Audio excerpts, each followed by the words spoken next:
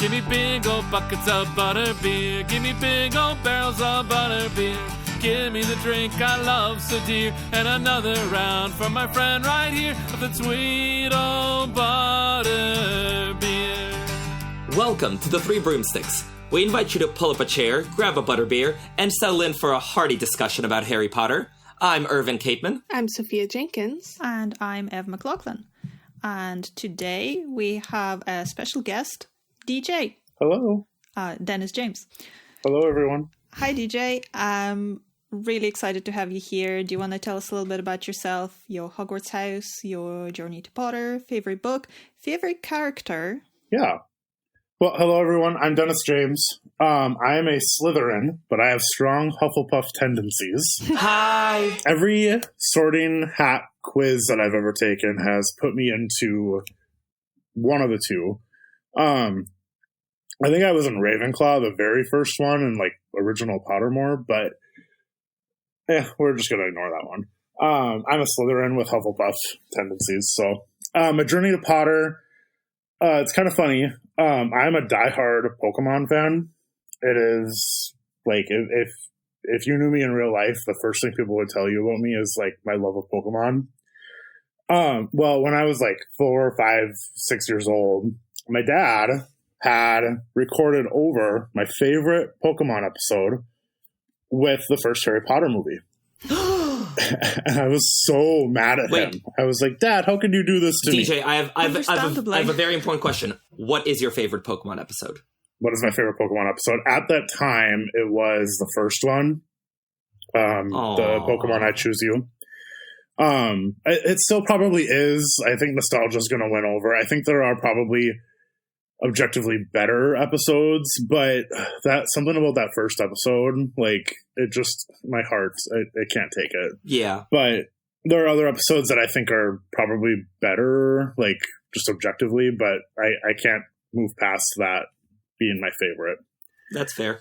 But anyway, he recorded over my favorite episode of Pokemon on the little VHS tapes that we had, showing my age a little bit, but he recorded it over with Harry Potter and Sorcerer's Stone, the first movie.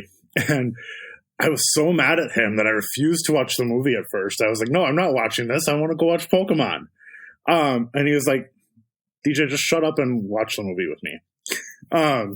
So I did. And best decision I ever made. Okay. Because at that point I was like, oh, this is great. I like this.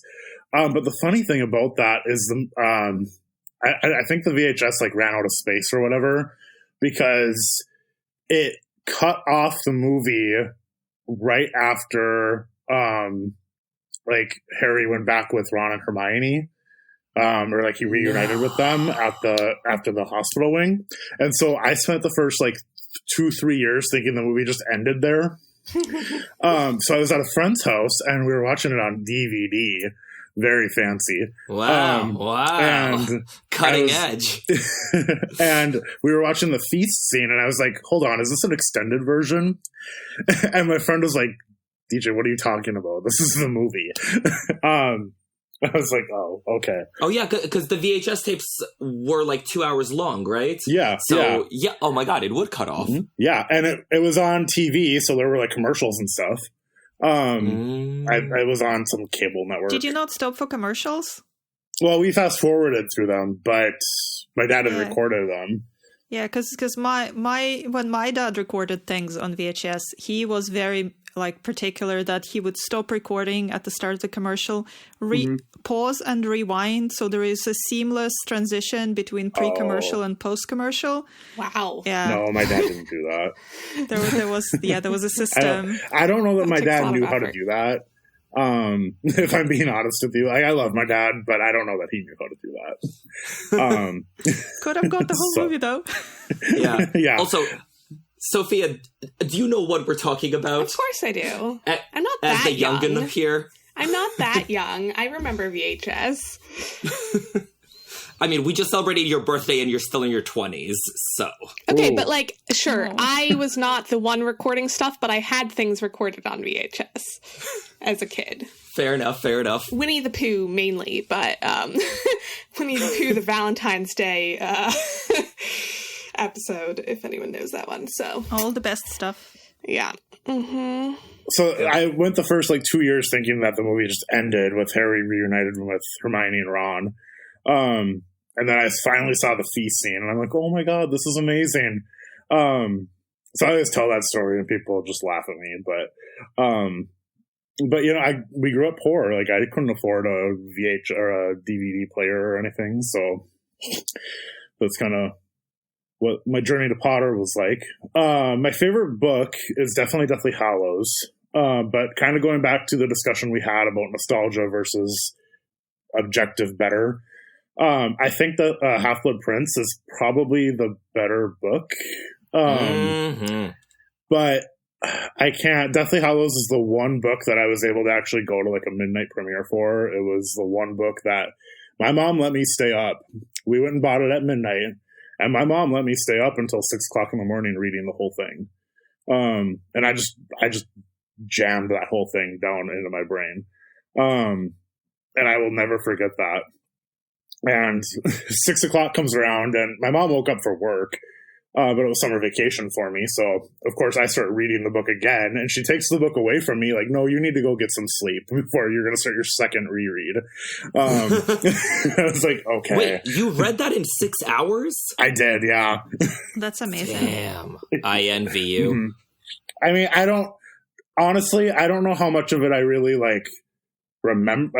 I obviously remembered, the big story beats, but I really kind of skimmed through that book that first time. I was like, I just need to know what happens. I'm not getting spoiled. I'm not. So I just kind of sped read through the book the first time. But I think Half-Blood is probably the better book, honestly. It pains me to say it, but I love Deathly Hallows too, but, and it's probably my favorite, but I do think Half-Blood is probably the better book. Mm-hmm. My favorite character, well, here's the thing. I have to say Fudge, Right, because of the episode we're on. Mm-hmm. I think I prefer Scrimgeour though. If I were in a bar and Fudge was at one table and Scrimgeour was at the other one, I'd go to Scrimgeour's table. Okay. Having said that, if Slughorn was there, I'd go to Slughorn's table over either of theirs. So I really like Slughorn. I like Hagrid. Sorry, Irvin. I know you don't, but get out. Yeah, fired. And I strive as a former teacher. I always strove to be like McGonagall, but I probably was more like a Slughorn or even a Lupin. So, rest in peace, Maggie Smith. Though heartbroken. R.I.P. Probably one of the best actors on the Harry Potter series, honestly. I really like McGonagall, but I think those are probably my top 5: Fudge, Scrimgeour, Slughorn, McGonagall, and Hagrid. So fabulous. Well, we are very happy to have you with us, and I think we picked a good episode for it, because today, for episode number 46, we have gathered to discuss the one, the only, Cornelius Oswald Fudge, Minister of Magic. And I mean, I know your passion for Fudge and Scrimgeour and all things ministers, so I'm really glad we managed to get you on. I'm glad you happen to have me. Listeners, I've done a lot of reading in my day about Fudge. I really, really like, essays and wild theories about Fudge. So we have quite a bit of recommended reading for you. So, if you want to pause, get a nice cup of tea and settle in, we have several essays from MuggleNet in Ye Olden Days to recommend. So first up is Polyjuice Pretenders by Danielle over at MuggleNet, which is all about someone masquerading as Fudge using Polyjuice Potion. There is Brandon Ford's The Mystery of Wormtail and Fudge. There is Malene Frieden's The Missing Death Eater. And the best part is all these essays are from before Half-Blood Prince, because after Order of the Phoenix, people had theories and questions about Fudge, but honestly, they all hold up. They're so good. And I'm also going to recommend you listen to episode 39 of our podcast, the Law and Order episode, if you want to hear me and Sophia get our minds completely blown about a fudge theory. And lastly, of course, I have an essay I wrote about fudge, because, naturally. I think one that DJ actually inspired, called What If There Weren't a Parting of the Ways? Where you asked sort of what would the series look like if Fudge had believed Dumbledore, and I was like, yeah. And so I try to game the whole thing out. So, we'll include links to all of those on our website, and, have a gander. Yeah, those are all definitely worth reading. The ones that I've read, they're very interesting, so I would really recommend it. And before we get into the main part of our discussion and put our lime hats on, bowler hats? Aren't they bowler hats? Yeah. We want to say huge thank you to Sam Omen over on our Patreon, who bought this round of drinks at the pub. Thank you so much, Sam, for getting us butterbeers, to getting us through our recordings. And this time, if anybody wants a red currant rum, which would be the tipple of choice of our eponymous minister, yeah, that's another option. So, if like Sam, you would like to buy us some red currant rum, head over to patreon.com/3broomsticks with numeral 3 to sign up. We're offering lots of bonus content, chats with the hosts, and on-episode shoutouts to our patrons. We would really, really appreciate your help in keeping the lights on at the 3 Broomsticks so we can talk about Harry Potter for a long time to come, and also the more drinks we get, the longer we can talk about it. So, thank you. Oh God, if you say that, then they'll be like, you're cut off. Yeah. I don't know. I like long episodes. Good. Because the previous one we had by the way, I was gutted I couldn't be at the Hogwarts Legacy episode. It was amazing. So listeners, if you haven't listened to it, if you haven't listened to it, please go and do. It's so good. But it's one of our shorter ones because obviously it's an interview with an external person. So we can't really keep them for 4 hours.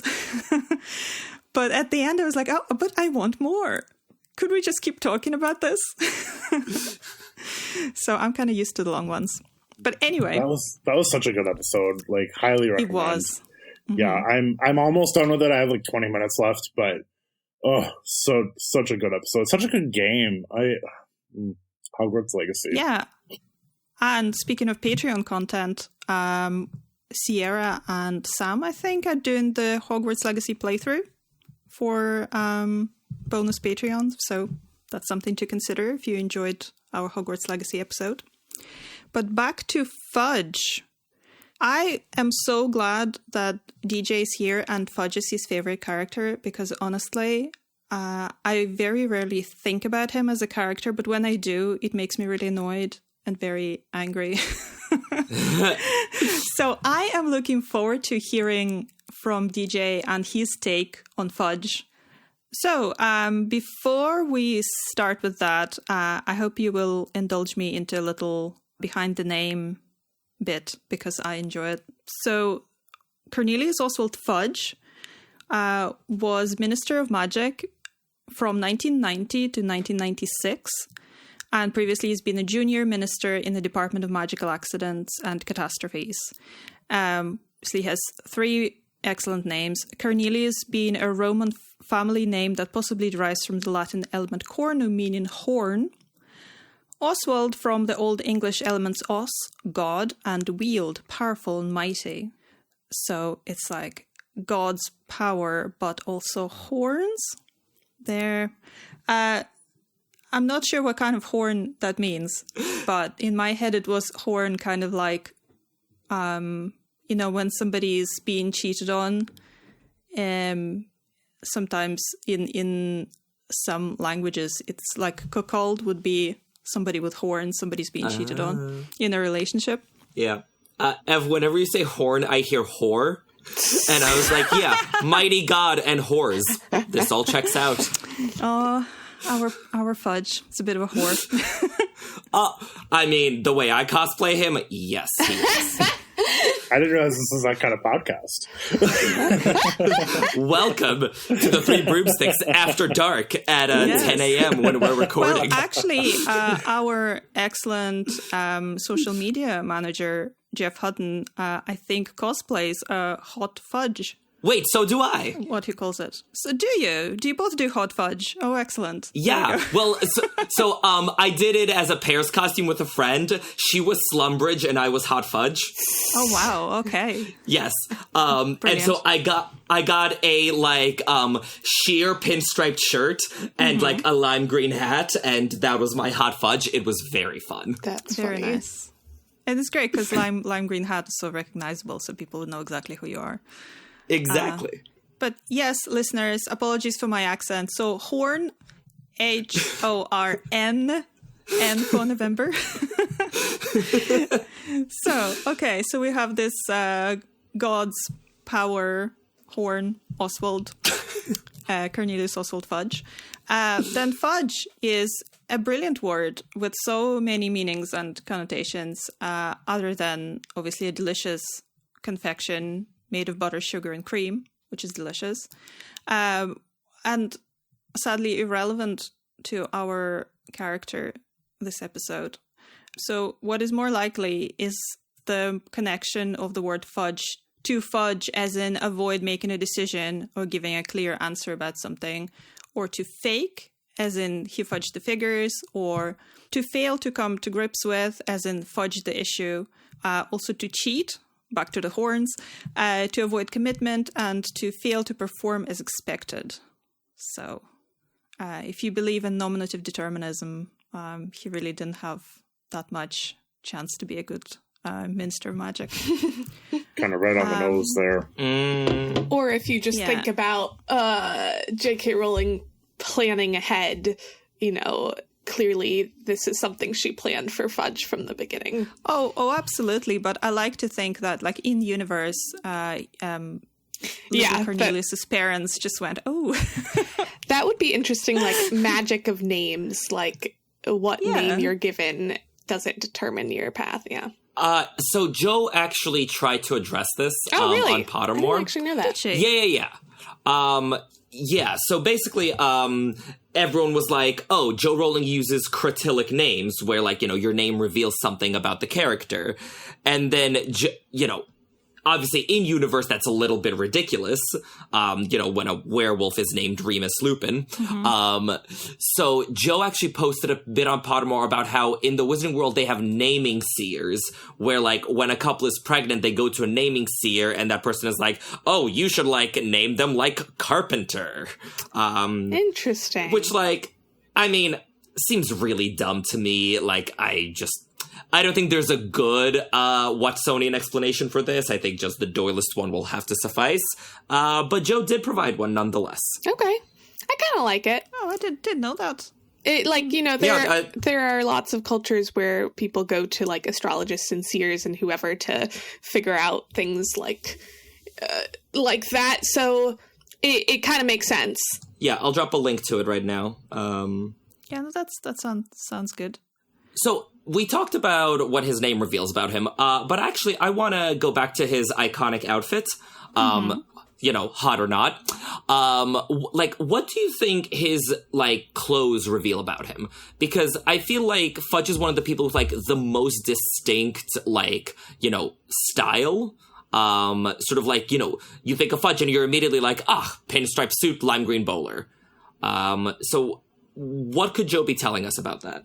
I think pinstripe suit is really just more like a generic kind of business attire of somebody working in the ministry. So that doesn't really tell me very much extra. I wonder if the lime bowler hat is this kind of like a subconscious desire to stand out, because wearing a bowler hat with a suit would be kind of a traditional office attire in the past in Britain. But having the lime one in particular, I feel like he's never quite, because, like, Dumbledore, whatever he wears, he's going to be the center of attention in the room. Fudge, maybe not so much, and I think maybe it's like one of those subtle things that it's still a bowler hat, so he's still kind of complying with the dress code as such, but it's something a little bit different with the color. Yeah, so I don't think it's a subconscious thing. I think. Do you think it's on purpose? Fudge definitely wants to stand out. So I think, the lime green thing is, on purpose. But as for the bowler hat, from a very cursory Google, and I will admit there are people who know way more about this than I do, the bowler hat really sort of declined, in fashion in, mid-century is the sense I got. Yeah. So the fact that he's wearing a lime green bowler hat, it would have been, on its way out in the 1980s when he was coming up, but by the 90s it is very much out of style. So I think it also portrays how he's very much part of the old guard and stuck in the old ways, and he's not a forward thinking and innovative man. He's just traditional and dependable. Exactly. Yeah, traditional and dependable, but lime green. Are green and purple the colors that they wear to kind of show themselves off? I'm magic. Check me out. I'm wearing green and purple. I feel like I remember that. Maybe I definitely remember purple. I can't completely remember green. Yeah. Okay, maybe I'm making that up. But I find it interesting even that he wears a suit. I would have expected him to wear robes. So I think that's kind of interesting on its own that he's trying to do the more muggle version of what a minister would look like, but then also adding in the sort of out there magical look of the green bowler hat. I'm trying to remember, does he wear the pinstripe suit and lime green bowler when he comes to arrest Hagrid? He always wears it, right? I don't remember off the top of my head, but I thought so. Okay. 'Cause, at first I was we see him, out in the Muggle world, that makes sense. But no, we see him plenty in wizard settings. And, when he comes to arrest Hagrid, he's, in a pinstripe suit, a scarlet tie, a long black cloak, pointed purple boots, and a lime green bowler.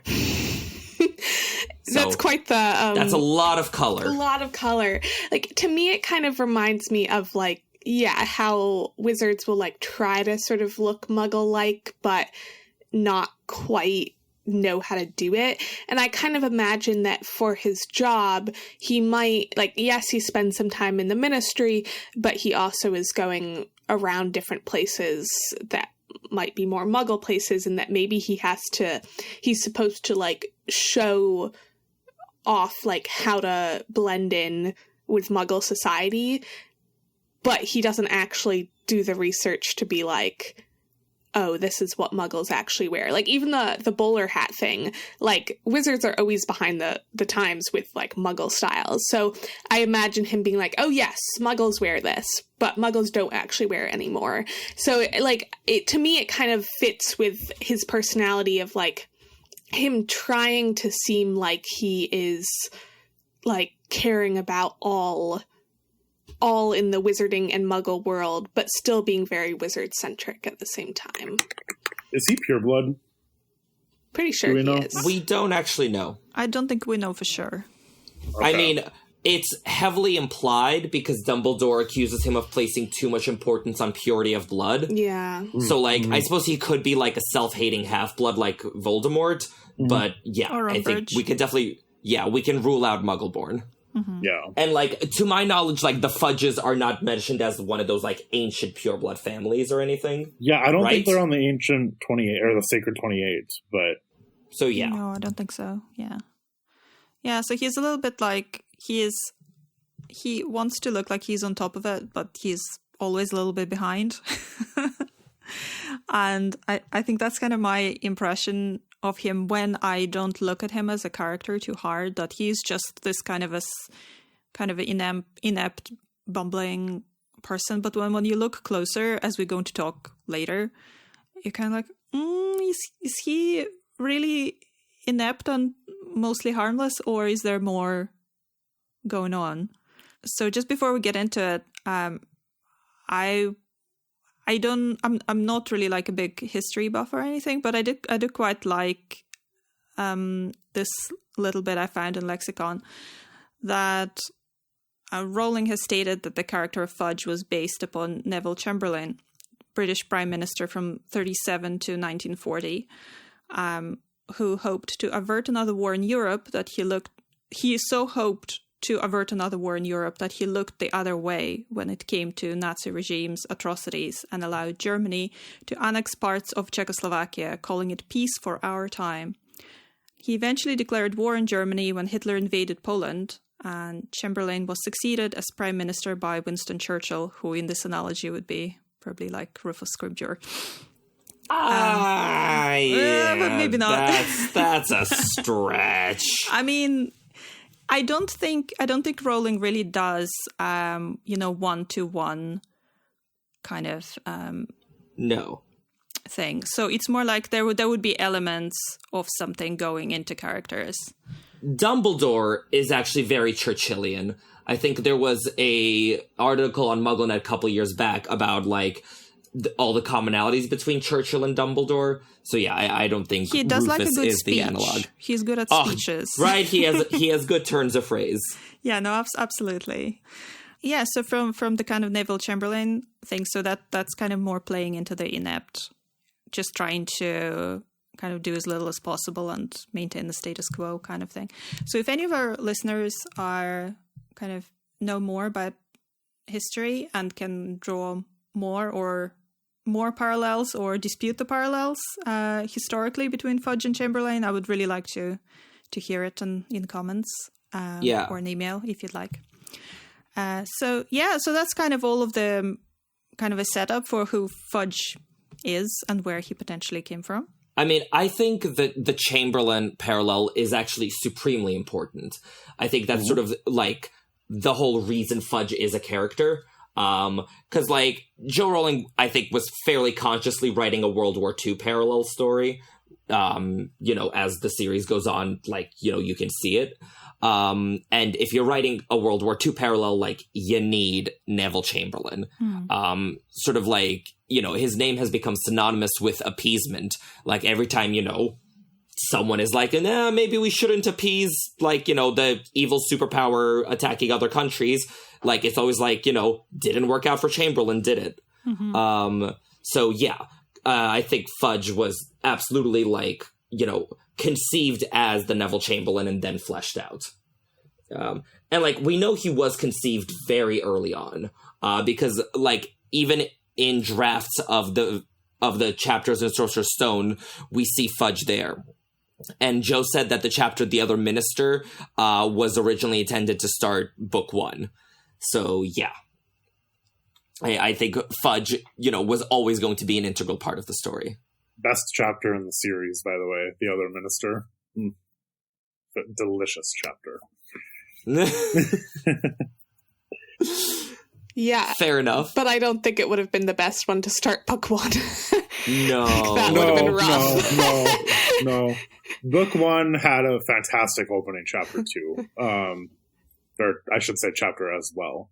I mean, chapter 2 is good in book 1, but yeah, you know what I mean. Mm-hmm. So, Ev, you mentioned one other thing in this whole bio, which is Fudge's tenure as minister. So it's never explicitly stated in the text, actually. Like, this is apocryphal, but Fudge is very, very new as Minister of Magic in the series. He only got the job in 1990, and that's a year before Sorcerer's Stone. So, like, when we hear about him in Sorcerer's Stone, he's like, like, the minister's a bumbler, like, keeps asking Fudge for help. That's because, like, he's totally new to the gig. Asking Dumbledore for help, yeah. Yeah. Which explains, like, why Fudge is so much more pliable in the first few years. Yeah. And, in sympathy to Fudge, because I think I'm going to enjoy playing a bit of devil's advocate this episode, he has the unenviable task of following up Millicent Bagnold. And Millicent Bagnold, was insanely popular, minister for 10 years. She was the one who asserted the wizard's inalienable right to party. when Voldemort fell. So, like, tough act to follow. True. Yeah.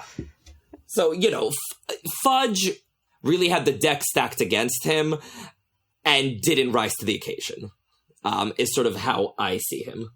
Well, do you think he even would have been that interested in being Minister for Magic if he didn't think that this is now going to be the time of peace?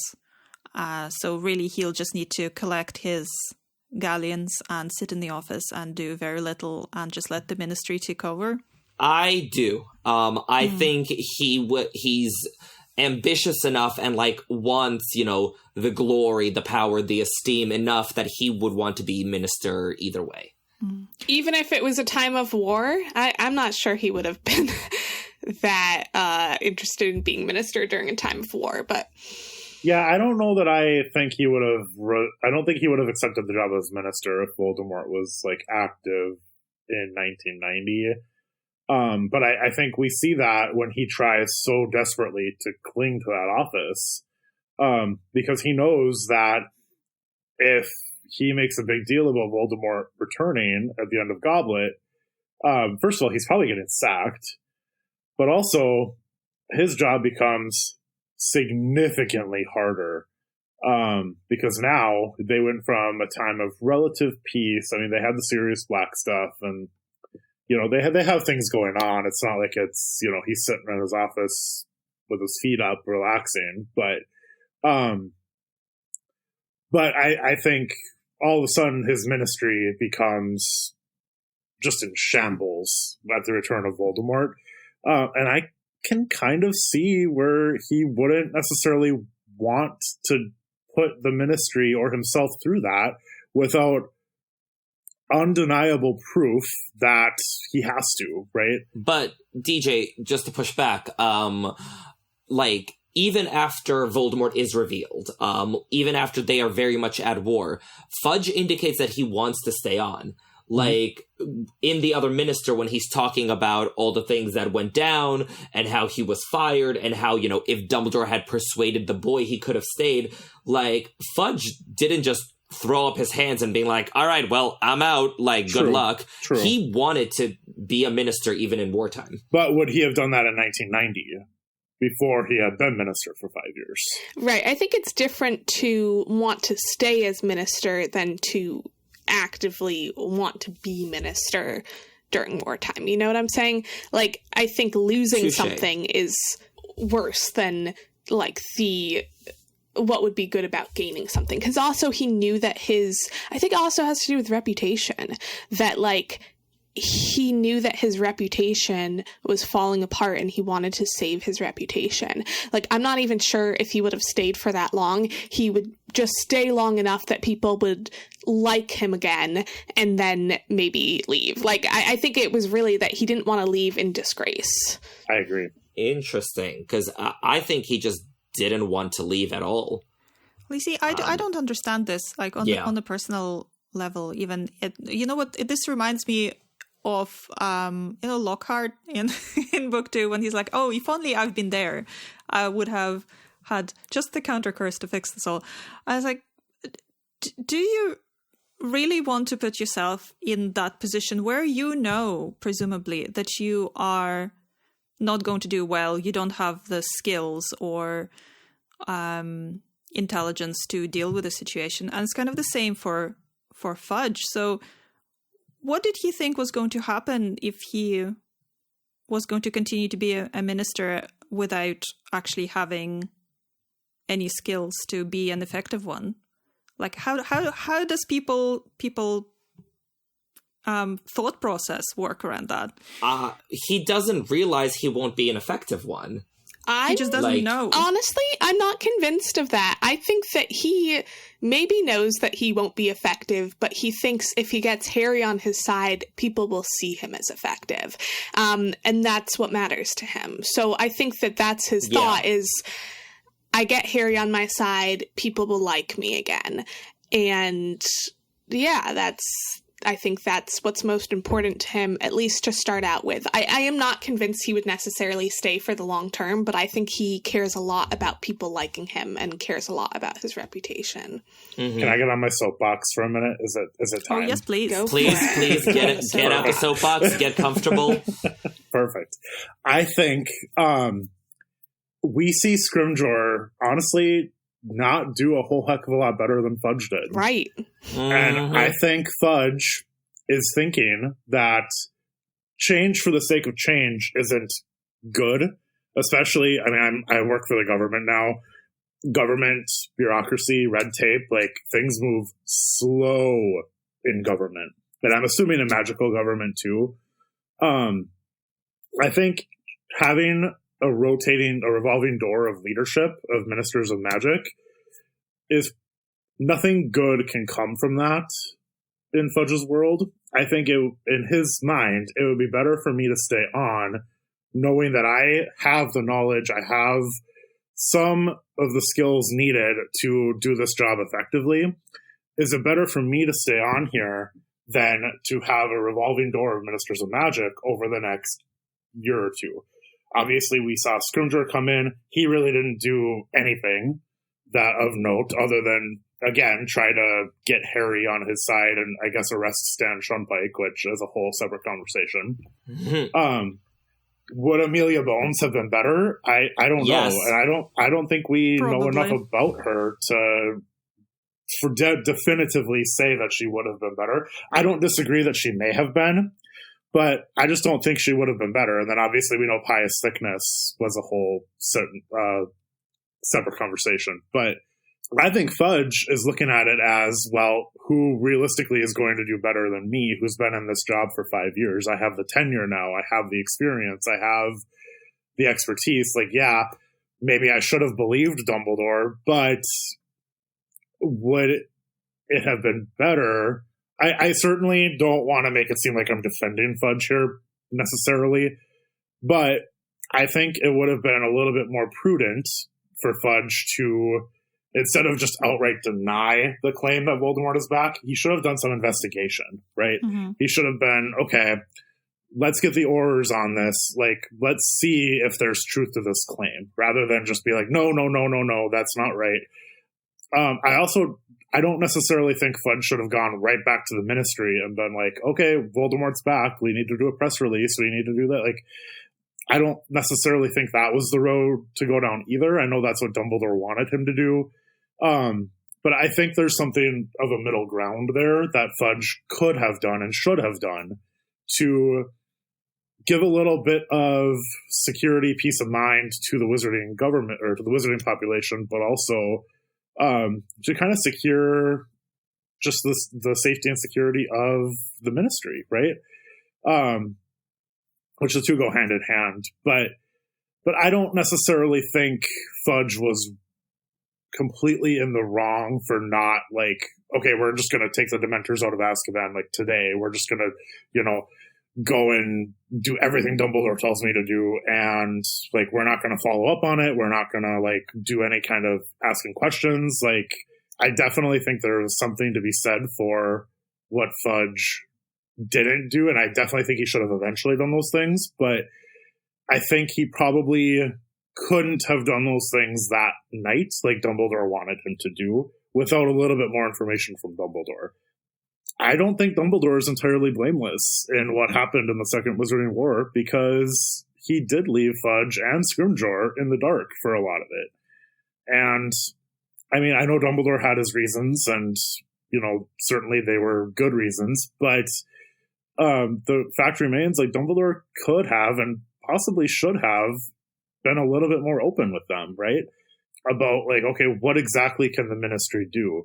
If he's not going to be Minister for Magic, which he doesn't have to be, but if he's not going to be the Minister of Magic, I mean, does he have a responsibility to protect the wizarding population as much as he can by telling the Ministry what they should be doing, right? He tried to do that with Fudge, and we obviously saw how that went, but he really didn't do that with Scrimgeour. That we know of.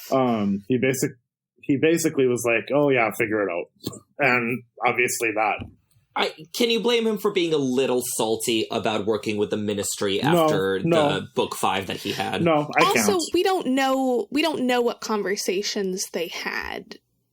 Like, the only conversation we know that they had was about Harry, but they might have had other conversations that we didn't hear about. But, yeah. We're getting into Scrimgeour a little bit, and I know we have another episode coming up about him, but going back to Fudge, I think, I do think that there's something to be said for maybe he should have taken maybe a more, let's investigate these claims before we just write them off, but also let's investigate them before we just act on them. Right. I think there was a middle ground to be had. I think that's fair that there's a middle ground, but what I think is interesting is, like, what we see is that Voldemort does not move out in the open while he thinks that the Ministry doesn't know about him. And that's actually a kind of a helpful space that if Fudge had been strategic, he could have acted in a way to, like, secretly, behind the scenes, maybe working with Order of the Phoenix, doing whatever. He could have secretly been trying to get more information on Voldemort, been trying to put certain things into action to keep Voldemort from getting followers, could have been doing all of these things without openly saying, we know Voldemort is back. And that actually could have been the best of both worlds, because once the Ministry is like, Voldemort is back, then Voldemort starts acting in the open. So, and starts doing more violent action. So it actually would have been, like, I kind of think there could have been a really great compromise where Fudge was like, okay, we're not going to tell the public that Voldemort is back, but we are going to be working on trying to, like, figure out what he's up to, trying to, like, get forces behind the scenes to figure things out, get the R's on this. And that actually could have been perfect, but Fudge doesn't want to... That's a lot of work. ...deal with it. He doesn't want to deal with it. It's too much work. It's scary. It's stressful. Yeah, it's like he doesn't want to deal with it. So, like, I agree with you that there could be a middle ground, and it actually might have been even better than announcing Voldemort was back, but he's not willing to do it. So, can I piggyback off that? Because I love this. I absolutely love it. Do we have evidence that Fudge didn't do this? Like, could you spin a scenario where Fudge believed that Voldemort is back, but wanted Voldemort to stay hidden and, not just have free reign, and so purposefully pretended not to believe that Voldemort is back to keep Voldemort in hiding, and knowing that, two can keep a secret if one of them is dead, didn't tell anyone, didn't tell any of his underlings what was going on in an effort to undermine Voldemort, which would be a very Dumbledorian strategy, actually, on his part. I just think... Do you think he can do it? I just think that he would have kept Dumbledore in on that, because Dumbledore is the best positioned to do some of that stuff behind the scenes, because Voldemort already knows that Dumbledore is going to be doing that stuff, so it's not going to seem suspicious if Dumbledore is getting involved, but if other people in the Ministry are getting involved in that stuff, like, I just think that Dumbledore is the best position to do that, and so if that was the case, then Fudge would have involved Dumbledore, and Dumbledore might have been like, okay, fine, we won't be trying to convince people that Voldemort is back. We'll, like, you can give me your resources and I will do this stuff behind the scenes. Like, I just, like, don't see any reason that he would try to do that without Dumbledore. Well, first of all, again, two can keep a secret. Like, it could be that he thought that it would be... Dumbledore is, like, good at, like, occlumency and stuff. Like Dumbledore is much better than Fudge at keeping a secret. Sure, which we know, because we know Dumbledore very well. Fudge may not have 100% faith in Dumbledore. He may have 98% faith in Dumbledore and doesn't want to risk it. But also, what's to say he didn't clue in Dumbledore? What's to say this was not a conspiracy cooked up by the two of them that absolutely no one was privy to? But then why would Dumbledore keep on trying to convince people that Voldemort was back? Doesn't make sense. Well, because A, he does want to convince some people that Voldemort is back. Well, some people, like Order of the Phoenix people, not like the general public. But also because that is the role he has to play. Because it would not be believable if Dumbledore was like, oh, Voldemort's back. Good, let's keep it between us. Like, shh. I think you could lay out a scenario where they were actively both playing these parts in order to keep Voldemort at bay, but also keep him unsuspecting. So why Umbridge? That was misguided. That was severely misguided.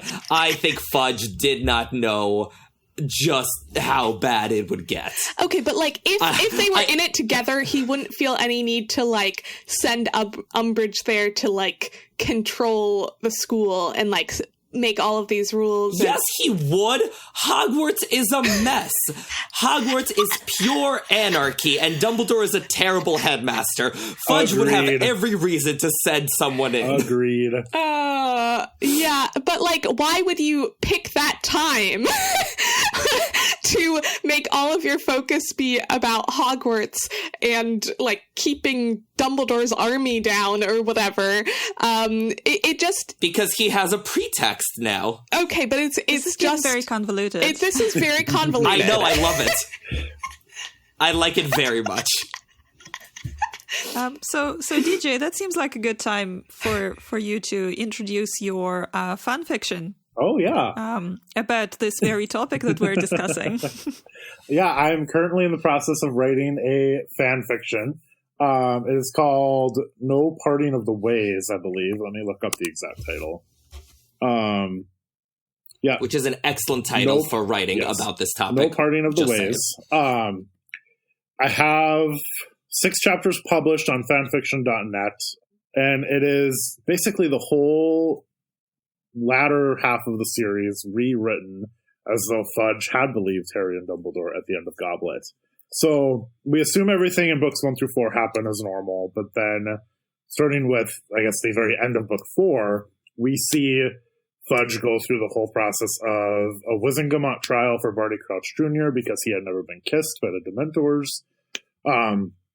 We see the Dementors get contained within Azkaban prison, with Umbridge being named Warden of Azkaban, which is a very interesting subplot. I'm very proud of myself for that. And she's enjoying herself immensely, as she would. Yes, she loves that position. And Fudge lets her do whatever she wants with any kind of blood quills that she needs. Like, let's be honest, she's worse than the Dementors. Oh, yeah. Like, I feel like, the Death Eaters are like, oh, remember the good old days when just Dementors were sucking out our happiness? Mm-hmm. God, I miss that. Yeah. But eventually what happens, not to spoil the fan fiction, it's not quite 100% written yet, so it's fine. But eventually Fudge realizes he needs to make sure that the werewolves and the centaurs and the other magical beings aren't being isolated or feeling, prejudiced by the ministry. So he undoes a lot of the legislation that Umbridge herself wrote relative to like werewolf rights and employment rights for these half-breeds. And so she starts working against Fudge in her position as Warden of Azkaban. And the story is, it's kind of interesting because I'm finding that there are a lot more parallels to the original books doing it this way than I initially intended or that I initially thought would happen. Do you mean that things that kind of happen similarly, but because of different reasons and through different people? Right, yeah. Yeah, like there's still going to be a mass breakout from Azkaban. There's still going to be, certain people may still die. Like, a lot of the same story beats happen, but a lot of them also don't. Like, we don't get Dumbledore's army necessarily, because instead of Umbridge being DADA teacher, it's Tonks, who is a very competent DADA teacher. So there's not really a need for them to do a whole Dumbledore's army because, well, Tonks is there. They have somebody there in that position. But what's going to happen long term down the road when there's no DA? Well, if there's no DA, does Neville ever find himself? Do Harry and company ever become friends with Luna? I guess you'll have to read the fan fiction. But I think that there are, not to say that Fudge was responsible for all of these good things happening, but I think Fudge believing Harry and Dumbledore, I mean, that does have kind of a butterfly effect through the rest of the series, and not necessarily all good, right? Just something to think about. Yeah, it reminded me of those kind of the time travel stories where you're going back in time and you're trying to fix something, prevent something from happening. And then what you end up having is the thing still happens, but for different reasons. Do we talk about Cursed Child on this podcast? No. No. Okay. Not according to Irvin, no. So that example. But he can't stop you leaving a comment about Cursed Child on this episode, because I would like to hear what you have to say. Ev, I can absolutely do that. I have the power. I can delete comments. I won't, but I'm just saying I do have the power. That's funny. Well, one teeny tiny comment is that you can kind of see that in Cursed Child too, if you feel so inclined to follow the story. You can see what kind of butterfly effect having one change to the canon does to the rest of the series. So yeah, well, so one of the because I addressed this in my essay, What If There Was No Parting of the Ways, similarly, and like the butterfly effects are really interesting. For me, I sort of focused on how they would affect like Dumbledore and the Horcrux hunt. Mm-hmm. And the thing is, if the whole Fudge Dumbledore dynamic had played out differently, I think the whole Horcrux hunt would have been severely delayed. Mm-hmm. Because I make the case in my Dumbledore book that when Umbridge kicked Dumbledore out, he's like, bye, bitches, and like goes Horcrux hunting for a few months. And that's when he finds the ring crux. And so once he gets the ring, then there's a 1-year timer on his life, and sort of it all precipitates from that. So if he does not, is not relieved of his headmasterly responsibilities, whatever the hell they are, and sticks around, maybe he finds the ring later on. Maybe he starts teaching Harry about the Horcruxes earlier on, so then Harry would be much more prepared for the whole Horcrux hunt. Like, all this information would have been imparted to Harry because Dumbledore would not have had the ticking time bomb of the ring crux throughout book 6. And so just, these tiny things about Fudge just ripple throughout the war. I also wonder about, how long would Fudge have lasted just in terms of Voldemort would try to kill him? I do kind of wonder how long he'd be able to stay as Minister of Magic. Give or take a year. That's about how long Scrimgeour lasts. Yeah. So that means that the ministry would have been taken over a year early. I don't know. It is interesting. And I like the point about Dumbledore's army, and it makes me think about, also just propaganda in general, that, having that year of hearing this propaganda from the ministry about Harry and Dumbledore, and then the whole wizarding public realizes that that was all just a lie, and that Voldemort has been back that whole time. And I wonder if it prepares people for when Voldemort takes over and then there's all this propaganda from the ministry again, that people are like, I don't really trust this anymore. And that maybe more people are kind of preparing themselves, are prepared against Voldemort's regime because they realize that this is a lie. So that's fascinating because on the one hand, yes, like the people know like they shouldn't trust everything they hear, so they're skeptical of the Voldemort party line. But on the other hand, I feel like Fudge's regime did so much damage in terms of Harry's credibility. True, that's true. Like I think in Deathly Hallows, if like there was no parting of the ways, you have a much harder time painting Harry as undesirable number one. Yes. And like I know that plenty of people don't believe it, but the fact is without that, Harry is straight up like flag bearer, like rallying the cause, you know, sort of like the whole Wizarding world could rise up much earlier if, you know, Voldemort tries to put a target on Harry Potter if they were never primed to disbelieve Harry Potter and still think of him as, like, you know, their messiah. I think that's fair, because I think that the flip-flopping of, like, Harry is crazy, don't believe him, then, no, actually, Harry is the chosen one, Voldemort is back, Harry will take him down, and then being like, no, actually, Harry is terrible, and, like, you know, he was involved in, like, Dumbledore's murder or whatever. Like, I don't know. Like, then people are just like, well, I don't know if any of this is true. Like, I guess that means that they don't necessarily believe the Chosen One stuff either, because they've been lied to so many times that it's kind of like, is any of this true? Like, who can we believe, who can we not? And then it's complete distrust.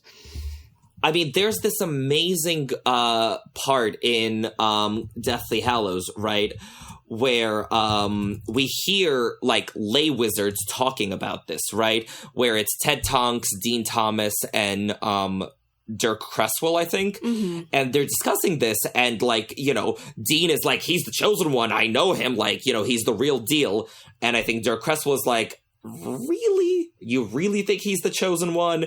And they're like talking it out. And I mean, I think they very much lean towards Harry and believing in him, but it's very much like an open question where they're like, who knows what to believe? Right, right. So do we want to discuss some of Fudge's actions before the parting of the ways?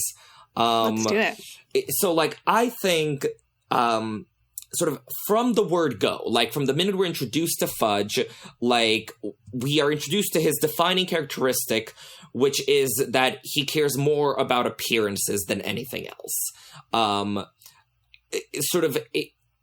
Because the book 5 thing, like, A, we spend 870 pages on it, and B, it looms so large in terms of, like, wider-reaching implications. Like, that's what we keep thinking of. But, like, the way he arrested Hagrid in Chamber of Secrets is so messed up. And cold. Like, he doesn't feel bad about it at all. No, there's no, like, reparations or restitution. He's just like, you'll be let out with a full apology. Like, our bad. And, like, there could have been so many other steps. Like, there could have been just like, okay, we're going to remove Hagrid temporarily from his post and see if the attacks continue or not. Like, something like that. You don't need to throw him in prison. Like, yeah, you have no evidence he's done anything wrong. Exile him from Hogwarts grounds, yeah. House arrest on the hut, like... Yeah, there are so many other options. Yeah, they could have totally done that. And I think Joe did a really good job sort of burying that, because, like, when next we see Fudge, he's, like, this kindly man who's worried about Harry on the run from Sirius, and he's, you know, gossiping about the Potters and being like, oh my god, it was so horrible. Like, it really humanizes him in Prisoner of Azkaban. But really, like, his opening appearance told us exactly who he was. Yeah. I had left a comment on episode 30, was it 39, the Law and Order episode? I don't remember the number. Yeah. Yep. So I'm no need to call me Sir Professor on the discussion forums. And I left a comment on episode 39 talking about this. But I just want to ask, like, where was Fudge in the first 2 years? Like, we hear about Hagrid kind of talking about him in the Daily Prophet, whatever, in Sorcerer's Stone. But... like, you would think the Minister of Magic would be maybe not personally involved with the day-to-day operations of Hogwarts, but we see in Hogwarts Legacy there is a Department of Magical Education, but we never see that in the books themselves. Like, has that department been eradicated in the 100-some years between Hogwarts Legacy and the books? Like, is that maybe that's something Hogwarts Legacy just kind of made up to? I think so. Okay. I'm doing a cursory search of the lexicon because, I don't recall it. Okay. Yeah, I don't remember that either. Yeah, which okay, fine, but you would think that he would have gotten involved with a major statute of secrecy breach involving a flying car and 2 teenage boys. Being I would seen, have thought he would have got a report about it to him, but would not have been necessarily personally involved. I don't think it would have been necessarily Fudge personally, but you would think that there would be an Auror or 2 waiting at Hogwarts for them. You know what I mean? Or they would have been chased by Aurors at some point on brooms. If it were the movies, they would be. Yeah, that would be a fun chase sequence to watch. But my point is, you would think that the Ministry itself would have at some point gotten involved with that. I know Irvin and I kind of talked about this a little bit on the forums, but I just wanted to bring it up now because, like, Fudge, what are you doing? Like, Cornelius. Well, so on your point about the Department of Magical Education, do you need a whole department for it? Because there's one school. Like, it's sort of the entire, like, magical education under the purview of the British Ministry is Hogwarts. And we know Hogwarts has a board of governors. Lupin does say that parents do homeschool their children, though. Because in Deathly Hallows, Voldemort makes it compulsory to attend Hogwarts. I mean, he does say something along the lines of, like, most people attended Hogwarts anyway, but I would think that there would be some regulations for homeschooling parents prior to Voldemort. I could imagine it being a very Not small, so much. like a 2-person department type thing, like an Arthur's position, and yeah. Perkins. Yeah. Yeah. Well, because we know there's the Wizarding Examinations Authority, which is unclear if it is actually part of the Ministry of Magic or if, I would say it's somewhat independent. I'd say it would be. And and that would be kind of a natural fit for the educational section or department or whatever. I would kind of imagine this being like the Board of Governors is the people who are the most involved in the day-to-day of Hogwarts. And that maybe there's like a 2-person department for like to check in on kids who are being homeschooled. And like that's it. Like that's kind of my sense. Yeah, I don't think it needs to be a department so much as like an office. Yeah. Well, having myself been on the board of governors of a school, we weren't that involved in like day-to-day nitty-gritty of the things. That would be more of like a large kind of boring decisions about like finances and things like that. Right. And that's what I see as well, is that like, and that's true. Like, I guess, okay. And the terms public and private are different in the US and the UK. So I guess I'm using the terms from the US, but like, in a private school in the US, so one that's not funded by the state, it's like the headmaster, principal, whoever is the one who is making all the day-to-day decisions. They can make the decisions however they want. Yeah. But like, yes, a board, which I guess would be similar to like the Board of Governors, the board of the school would be consulted on like more of the like financial decisions and some of the larger it's more like a corporation, right? Yes. Where like you the headmaster is CEO and then you have like a board. Yes. And I don't know exactly like the funding and stuff or like what Hogwarts is considered. Like, is it funded by the ministry? Is it funded? Like, how is it funded? I don't know. I think J.K. Rowling said that Hogwarts is free. No, they have to buy their books. It is free, but like, who is paying the teachers and stuff? No idea. Right. Well, yeah, that's such thing as what a free I mean. lunch. It probably would need, the government will need to probably pay if the parents don't. Or it's like the 4 founders of Hogwarts, like, were all really rich and left a huge, like... Oh, that would be nice. Amount of money. Like, I mean, it could be a non-profit, right? Kind of like St. Mungo's. Because, like, you figure, you know, the alumni are literally every wizard ever on the British Isles. So, like, surely someone has tossed a few galleons their way. That's how Lucius got to be on the Board of Governors. Right, exactly. Definitely. Which, by the way, Ev, were you ever blackmailed to fire a headmaster? You can tell us. I was not.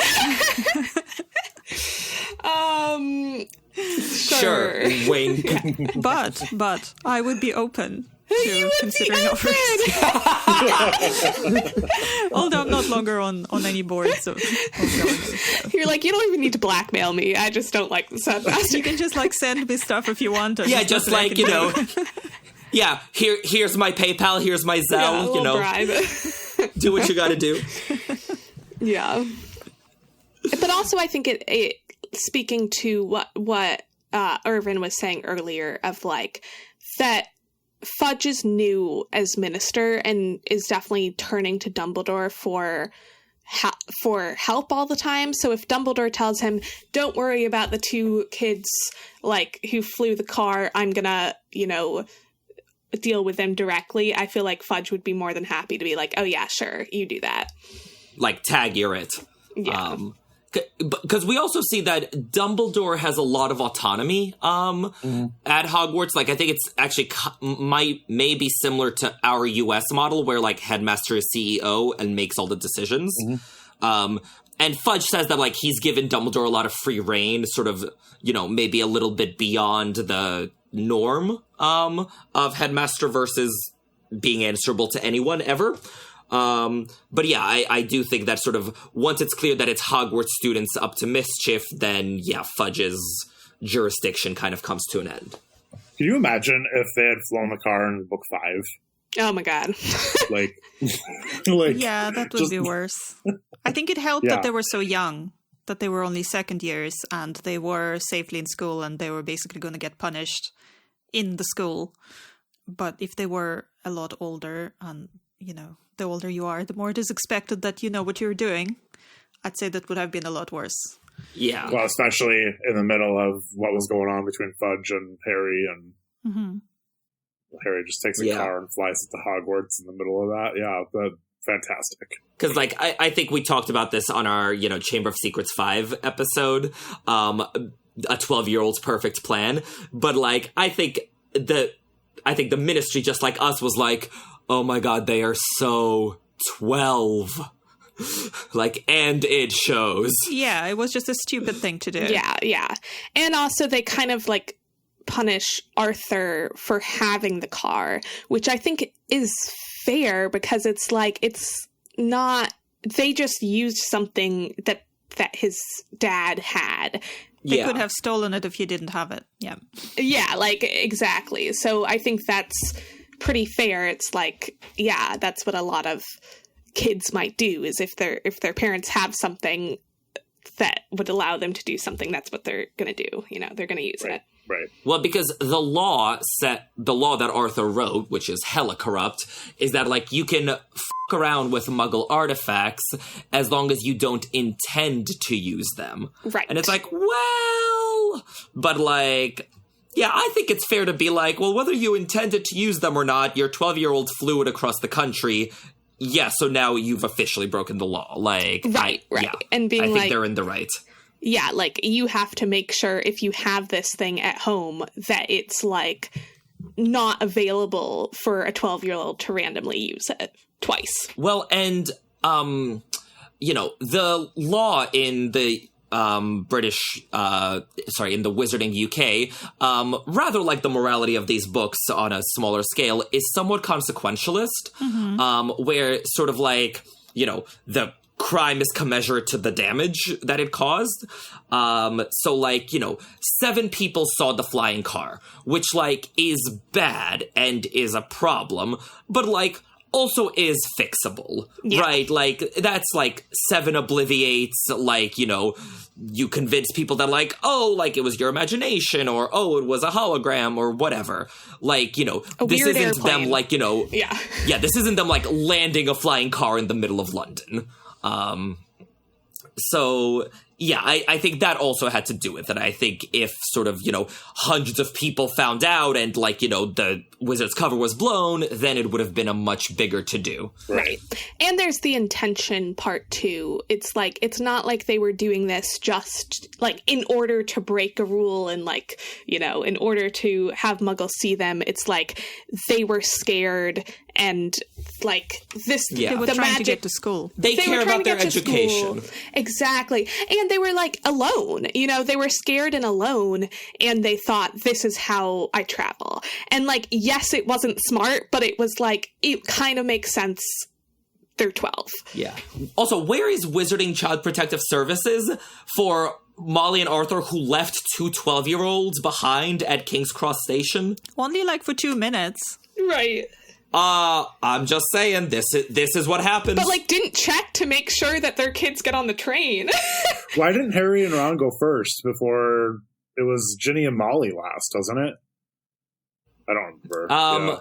Yeah, exactly. Yeah. Exactly. And like, they didn't check to make sure that Harry and Ron got on the train. They were just like, okay. Like, yeah. Do we know that, though, that they didn't check? I mean, no, I think the barrier sealed, like, the second that Molly went through, so, like, you know, she couldn't check. So I'm sure she was freaking out, too. She could apparate. She could apparate back outside the barrier. I mean, not into the middle of King's Cross. Like, I mean, if you're worried your child is lost, then yes, into the middle of King's Cross. Like, I don't see how apparating into the middle of King's Cross is any less visible than them disappearing through a barrier. Okay, let's just go. It's 90s and they're 12. They're not like 1-year-old toddlers. I mean, she probably thought, you know, they're fine, just stand there like normal people until they figure out the way to get through the barrier. She probably didn't expect them to go steal a car. But also, like, they weren't in any real danger, just standing for a little while in the middle of a station at 11 o'clock, like during the day. So I don't think it's really CPS kind of issue. Right. I love how you're like, it's the 90s. Well, anyway, maybe we should turn our attention back to Fudge. Yes, that's true. Yes. Well, I think we have successfully argued that he did not need to get involved in the Fort Anglia. Right. Like, I think his involvement is fairly spot on in the first few books. Like, yeah, DJ, I don't know that I can think of any scenario where I think, like, wow, Fudge really should have been there, but wasn't. Do you have any others that come to mind? Yeah, and to clarify, too, I don't necessarily think Fudge himself should have gotten involved with the flying car. It was just the Ministry as a whole. But, no, I think the rest of it, I think book 1 is okay. You know, I don't know how much Fudge really knows about what happened with Quirrell. I don't know how much that really even would matter at that point. I mean, I'm sure Dumbledore said something to him, but about why they need a new DADA teacher again. Yeah, I guess that does lead the question: how much does Fudge know about what's going on at Hogwarts? Like, is he? If there's not a damn thing. If there's not a Department of Education, whatever Dumbledore feels like he should tell him, that's what he knows. That's probably it. Yeah. He's on a need-to-know basis, and Dumbledore thinks he doesn't need to know. Fair enough. And he probably knows what the board knows, because Lucius probably tells him.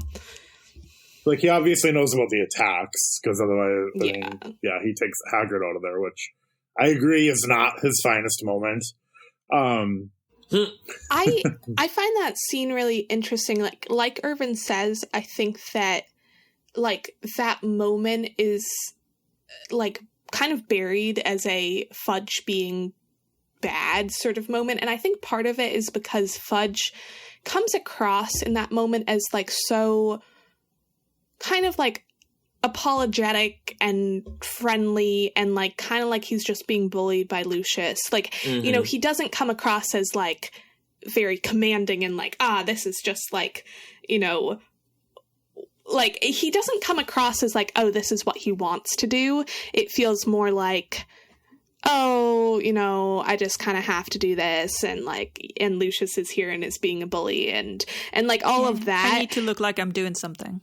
I need to look like I'm doing something, and I think that is really a powerful part of Fudge's character, is that even though he sucks in a lot of ways, like, he does like come across as friendly and like a kind person, kind of in his own way, even though he's not. Like, it is an interesting part of like what Irvin was talking about in the third book. He really comes across as like, oh, this like friendly guy, fatherly figure. In the second book, he comes across as like apologetic, whatever. And like, even I always found in the sixth book, in the Other Minister chapter, even after seeing everything that Fudge did, there would always be this moment where I did like feel a little bit bad for him, or I would feel like a little like, oh, he's not like a terrible person to his core. Like, the way he talks to the Other Minister is like friendly. It's a little condescending, but it's like friendly compared to Scrimgeour. And I think that that's a really powerful part of his character, is that he is three-dimensional in that way. Like, he comes across as like someone who you could really have a nice conversation with and would generally come across as a good person, but then has no backbone whatsoever. Yeah. So he's a politician. One of my favorite lines in the series is by Sirius when he says, the world is not split into good people and Death Eaters. Mm-hmm. Yes. And like, there is so much truth to that. Like, everyone is a little gray, right? And Fudge is, you know, I had said something along the lines earlier of like, I wouldn't necessarily have lunch with Fudge, but I wouldn't go out of my way to have lunch with him, but I also wouldn't necessarily avoid having lunch with him, if that makes sense. Right. Actually, like, when you said that you'd rather have lunch with Scrimgeour, I was like, no, like, Scrimgeour just seems like such a, like, intimidating person to have lunch with. I would much rather have lunch with Fudge. Like, as long as we didn't talk about politics, like, I'm sure we would have a very nice, pleasant time. Yeah. Well, and I think Scrimgeour's portrayal does so much to sort of, you know, make Fudge's portrayal better in hindsight, because Scrimgeour is also, like, obstructive and difficult and antagonistic, but he's also not nice about it. Mm-hmm. And we're like, oh wow, yeah, it could be so much worse. Like, at least Fudge was civilized. I think actually this episode has changed my mind. I think I'd rather have lunch with Fudge. Yes. Yeah. You know, as I think about it more. Yeah. Result, I guess. Yeah. It reminds me during the DNC in Pete Buttigieg's speech, where he was like talking about, you know, J.D. Vance, and he's like, at least Mike Pence was polite. I'm like, that honestly, yeah, I get that now. Yeah. But actually, you mentioned the Other Minister. I think one of, actually perhaps the most, like, favorable line that Fudge says there is how he consented to stay on in an advisory capacity to help out Scrimgeour. And that really struck me because, well, and, you know, I'll open it up for the debate, but, like, my view of that is not even Fudge, surely not even Fudge, has any delusions that his reputation can be repaired. Mm-hmm. Like, after how it all went down, after, you know, the wizarding public demanded his head on a spike after he was fired. And he's no longer 25. So, like, you know, it's not like he has, like, 30 years to repair his reputation. So, like, I think he was genuinely trying to stay on out of a sense of altruism or even, like, responsibility to, like, sort of clean up some of the damage he did. So, like, I think he could have absolutely been like, all right, well, bye, I guess. You know, I'm gonna go to my retirement and good luck. But I think he sticks around and tries to help, you know, in however which way he can. And I think that actually speaks pretty well to him. I agree. Do we know what happened to him in Deathly Hallows when Thickness takes over? We don't have any idea. The last we hear of him is the Other Minister. Okay. Yeah. I agree. And like, there's no glory in working with a Muggle prime minister. Like, there's like nobody in the wizarding world cares. So like, yeah, there's no glory. It's not going to be written about in the newspaper. His reputation isn't going to be saved from that. I do think, yeah, he wants to be helpful. And I think speaking to what we were discussing earlier about sort of like, is it a good thing to change ministers? Like, I think one of the arguments for why it's not great is because there are real relationships that have been created with, like, Fudge has created real relationships with people as prime minister, including this relationship with the Muggle prime minister. And I think he kind of realizes that Scrimgeour is not going to take the time to make that relationship with the Muggle prime minister, and like doesn't care about the Muggle prime minister at all. And like, even though Fudge can be a bit condescending with him, like, I think he genuinely does care about him, and like, yeah, is pretty kind. Like, if you see Scrimgeour and Fudge side by side, like, Scrimgeour doesn't make any effort, and Fudge does try to like explain things to him. I really like the spot.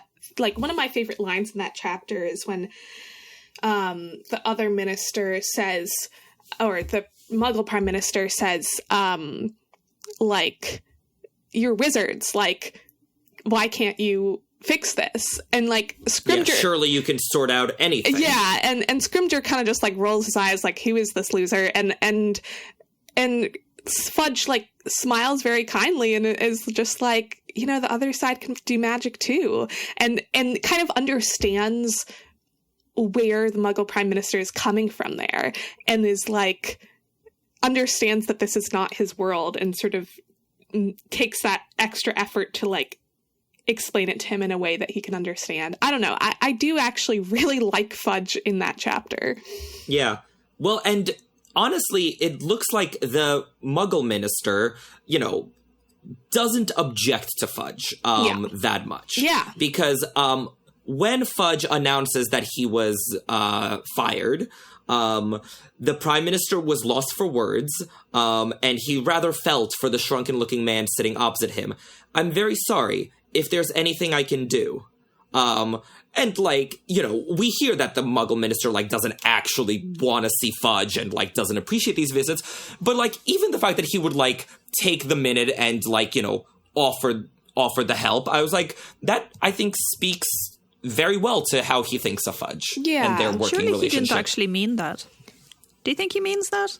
I mean, no, but the fact that he cared enough to say it. Yeah, I think it was said in the heat of the moment kind of thing. Like, I mean, what else do you say to somebody after they tell you they've just been fired, right? Like, I'm sorry, like, can I do anything? Right. I think it was just kind of it was a polite thing to say, but like, I think it came from real feeling. And I always liked that moment because it makes me also feel a bit for Fudge as well, even after the terrible book that we just read about him. Yes. Like, I do actually have a bit of feeling for him in that moment, and I think it's very cleverly done in that way to make us feel a little bit of sympathy. I don't know. I'm feeling very contrary and unsympathetic, and I think he probably just only stuck around because in the wizarding world, the ministers of magic do not get a pension. So he's just hanging around the ministry to keep drawing the paycheck and to be kind of in the know a little bit of what's going on, because he just can't stand, I don't know, going home and, you know, being outside that environment that he worked so well. So he spent so long. You think he's been there, trying to cling to relevance? Yeah, kind of. But I'm probably just being mean. Or just like wanting to have a job. Like, I understand, like, yeah, it's like, I could understand him just being like, I don't want to just like sit at home alone without a job thinking sad thoughts. Like, right, like thinking about how I put the world on the way to ruin. Yep. Exactly, which is like, yeah, understandable. Do you think he was tortured to death with Scrimgeour? Nah. No. I think that he, like, you know, got the hell out of Dodge. I would love to have Joe tell us what Fudge was up to during Deathly Hallows. Like, you could paint such a compelling story for, like, you know, how he feels, all the recriminations, like the little small things he tries to do because he's overcome by guilt, but he's also not a brave man. Right. Like, he's not going to lead a resistance. Like, honestly, Joe, like, give us Fudge's story in Deathly Hallows. I would love that. I would read the shit out of it. I don't necessarily think he would go. I want to say that he would be redeemed, right? I want to say that, you know, he was acting within the ministry or outside of the ministry as much as he could, trying to rally up some sort of resistance. I want to say that. I don't know that I believe it. But I want that story of him kind of being brave and trying to do what he can to make up for what he did, right? Or in this case, I guess what he didn't do. Like, I want that story. I don't know how in character that is, okay? But I kind of want that story. Either way, I want to know what he was doing, right? Because surely he was doing something. Yeah. Yeah, I really don't believe that he was doing anything brave. But, like, to be honest... Agreed. To be honest, like, I do think that, like, if you're not in a position of power, you're allowed... Like, not everyone is going to be brave. Like, like, if you're not in a position of power and, like, you, like, want to get the hell out of a war zone, I'm just like, yeah, go for it. Like, I don't know. Like, yes. Right, like, you are not obligated to be a hero. Right, exactly. It's like, yes, it would be nice of him to, like, try to fix what he destroyed, but, like, also I'm just like, that's not his personality. Like, he was not meant to be in a position of power. He should just, like... find somewhere else to be. Like, that's what I do. I mean, I would not be at the Battle of Hogwarts. I can tell you right now. No. I'd like to think I would be, but I wouldn't be. Right. Nope. I am fleeing to, you know. Yep. Well, not Australia because they have big spiders, but like I'm fleeing to the United States, to the continent. Like, I'm not about that. Yep. I am. And meanwhile, the Gryffindor on the podcast is like, "What is wrong with all of you people? You make no sense." Ev, your thoughts? I mean, I'm not sure if I'm the type of Gryffindor who would be at the Battle of Hogwarts. I mean, I would feel like I have to be involved in some capacity, whether it's, you know, I don't know, information gathering or keeping an eye on something. I'm not sure if I will be really like a battle kind of Gryffindor, but I would want to, you know, do the bit that I can do, I guess. Ooh, do you think you'd be a, like, going on Lee Jordan's radio show kind of Gryffindor? Yeah, something like that. The podcasting equivalent? If I can talk my way to heroism, that's more my speed. Yeah, because, I mean, there is many ways people can contribute. There isn't just literally being at the battle with your wand and killing giants and Death Eaters. Yeah, so. I think best case scenario, I think Fudge would kind of do kind of what Percy did and like try to get the order inside information from the ministry, but I don't know that first of all, I don't know that the order would be open to that. Like, who would he even, because Mad Eye's dead, so Kingsley, maybe, Arthur. But I don't know that he and Arthur are on best of terms with Percy. But no, but I could see Arthur being approachable enough that Fudge tries it. You know what I'm curious about? I wonder if, okay, so I'm guessing that Fudge just fled the country, but I'm wondering if he didn't, I could kind of see Voldemort keeping him on as the person to go to the Muggle Prime Minister still and like just spread lies, and I wonder if he would do it. I think he would. But like but also I'm like I'm not sure Voldemort cares enough about the Muggle Prime Minister to think that he needs to do that. So I think he would just I don't think that Fudge has any role in the ministry at all after Voldemort takes over, so I don't think that he could spread secrets. I think that he would be out of the ministry and fleeing the country. Yeah. Yeah, I agree that Voldemort definitely wouldn't care, but just when you said it, Sophia, I can imagine if it was Grindelwald instead of Voldemort, he would be all over using Fudge to feed something to the Muggle Prime Minister. Yeah, I could see that. And cause trouble. Yeah. I hope somebody writes something about that. I would read that. Hint, hint, DJ. Wink, wink. Yeah. I have enough going on with writing. I'm trying to write book 2 of my bit book. of an alternative universe thing. I also have a Hogwarts Legacy fan fiction I'm working on. So I have. Oh my god, is it about Sebastian Sallow? It is, yes. Well, in part, yes. Yes!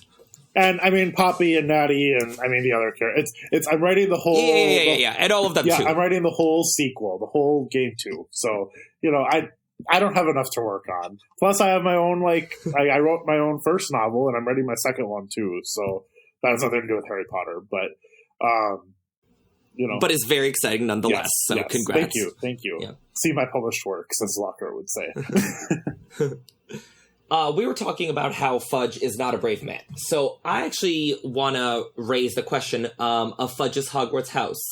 Basically, does anyone want to argue against Slytherin? I think depending on the type of fudge you want to consider, that would be relevant to the house.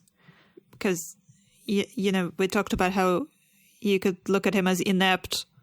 I think you used the word controlled in the doc, Irvin. Well, we haven't actually talked about that yet, so we'll get there. Yeah, so I think depending on what you think, if there is more to him than his outward appearance, how, what his motivations are, because you can read certain of his actions in different ways. He could be, and please don't hate me, Hufflepuff. How dare you? Yes. Not because of the the hard work and fairness thing necessarily, but partly because he doesn't strike me as a person of other than that he wants to kind of rise up the ladder in the ministry. He doesn't appear to have any kind of special aptitudes or anything like that. He seems to be the kind of if we roll back to him being an 11-year-old child, he could have been just put in Hufflepuff because everybody can benefit from being around the values of hard work and fairness, but also Hufflepuff is the house where everybody who doesn't fit in other houses go. So on the basis of that, I think he could have been. But yeah, but he does fit Slytherin perfectly, because if we go by the fact that the Sorting Hat sorts based on what you value, right? He's ambitious. He wants power and glory and, the respect of his peers. And it's not like he wants to be Minister of Magic because he's trying to, save the world or do some good or help people. He wants it because it's a powerful and esteemed and respected position, and he loves the office and the trappings of it, and the way he will sort of cling on to that power and that position, sort of regardless of what's right. Sort of whether or not you view him as cunning or not, which, we'll get to in a bit, I think just purely based on how much he values ambition and, frankly, how little he values fairness and hard work, I think sort of textbook Slytherin. I agree. Yeah, the reason I mentioned Hufflepuff was because he said, could you argue for something else? It's yes, could. Okay. Yeah, because he could Fair not enough. have been sorted at 11 years old. He couldn't. There is a potential that he was just an average kid. Yeah, I could see that, because I think if I had to argue for something other than Slytherin, I would argue Hufflepuff, just because Yes. Not all Hufflepuffs are nice. He could be a very Zacharias Smith kind of Hufflepuff, and he could be a Barty Crouch Jr. kind of Hufflepuff. Exactly. He's definitely not brave. And so he's definitely not a Gryffindor. He's not very smart. He's definitely not a Ravenclaw. But I could see him just being an average Joe who is generally nice, but, like, doesn't actually have any strongly held values. And, yeah, just ending up in Hufflepuff. Would we say that Fudge isn't smart? I mean, I don't know that I wouldn't. Well, not exceedingly so. Yeah. Like, I don't think we're calling him an idiot, but like, okay. Yeah. Hagrid says he's a bit of a bumbler, Right. and like, we never see him do anything brilliant. Yeah. Right. And he doesn't seem to value it particularly either. Right. Exactly. Neither courage. Like, nor I'm not saying he's stupid. intelligence. I'm just saying he's not actively among the smarter people we Sure. see. Yeah. Oh, he's definitely not stupid, because his sense for propaganda, like the way he like knows how to like sell a story, how to control the levers of power to, you know, get his view across, like it's actually, you know, somewhat impressive. Yeah. Like, you know, he's not a total boob when it comes to that. Yeah. He took what Rita Skeeter wrote about Harry and Dumbledore and just went with it, like built on it, and really, I mean, we see firsthand. I mean, Seamus's mom and like however many other witches and wizards like just went and followed that propaganda. I'm not saying that's a good thing, but I think Right. there's some Ravenclaw in there. I really do. I I mean, think he's very opportunistic, so he might not necessarily come up with the things himself, but if something presented to him, he can sometimes see the advantage of it. And, you know, we're all kind of, we're on, there is a bell curve, so there aren't just stupid people and smart people. Right. The majority of people are in between, and I think he's just more of like towards the in-betweeny bit. I'm not necessarily arguing he should be in Ravenclaw. I think Slytherin is where he is, but I think there's some Ravenclaw and some Hufflepuff in there too. Gryffindor, Well, I mean, maybe a tiny bit, but he does take on Dumbledore. Oh. I mean, with 3 other people, but yes, but like he does That try could be to a duel sign of Dumbledore. stupidness. It's started to be stretched very, very hard. He is as much Gryffindor as I am. But actually, I want to push back, Ev, on your point that he doesn't come up with stuff, because he's the one who came up with the idea to make Harry the Ministry's poster boy. Right? Because in the other Minister, he alludes to the fact that, like, you know, if Dumbledore could have convinced him. But then we see Scrimgeour actually run with this. Like, we see Scrimgeour sort of spend, I mean, actually almost his entire tenure as minister trying to put Fudge's plan into action and to make Harry the Ministry poster boy. And Dumbledore says that, like, the idea sprang up with Fudge, and now Scrimgeour's doing it. So I give Fudge credit for thinking of that one. Yeah, I would say those speak to more cunning than a Ravenclaw. Like, I feel like Ravenclaw type of intelligence is more like learning how to do things for the sake of learning how to do things, and like trying to be really good at, like, trying to like achieve difficult things to, like, I don't know, it's more like intellectual, whereas this is more like for a specific end he is able to make the strategic move, the cunning move. Oh yeah, totally agree. Okay, so I actually want to sort of zoom out on Fudge. I think sort of, you know, where we've come to the point in the doc. What interests me so much about Fudge is you can read him so many different ways in the text, and sort of there's nothing to disprove a lot of these. And basically, like, there can be a completely different character and a completely different story based on how you look at it. And like, no character quite like Fudge just brings out my conspiracy theorist, but I was like, I got my tinfoil hat on and I'm going all in. But like, basically, if you look at Fudge, you can either think of him as being completely inept, you can think of him as being controlled by greater forces, or you can think of him as malevolent, like actively so. Or, per what Sophia said earlier in the episode, you could think of him as a good guy who is trying to keep Voldemort in hiding and is, you know, masterminding all of that behind the scenes. I really like this. But yeah, so a lot of the essays that I've thrown out are sort of the ones making arguments one way or the other that he's not just inept. And, like, I will say, like, the text clearly implies, and I think, like, the intention is that he's inept.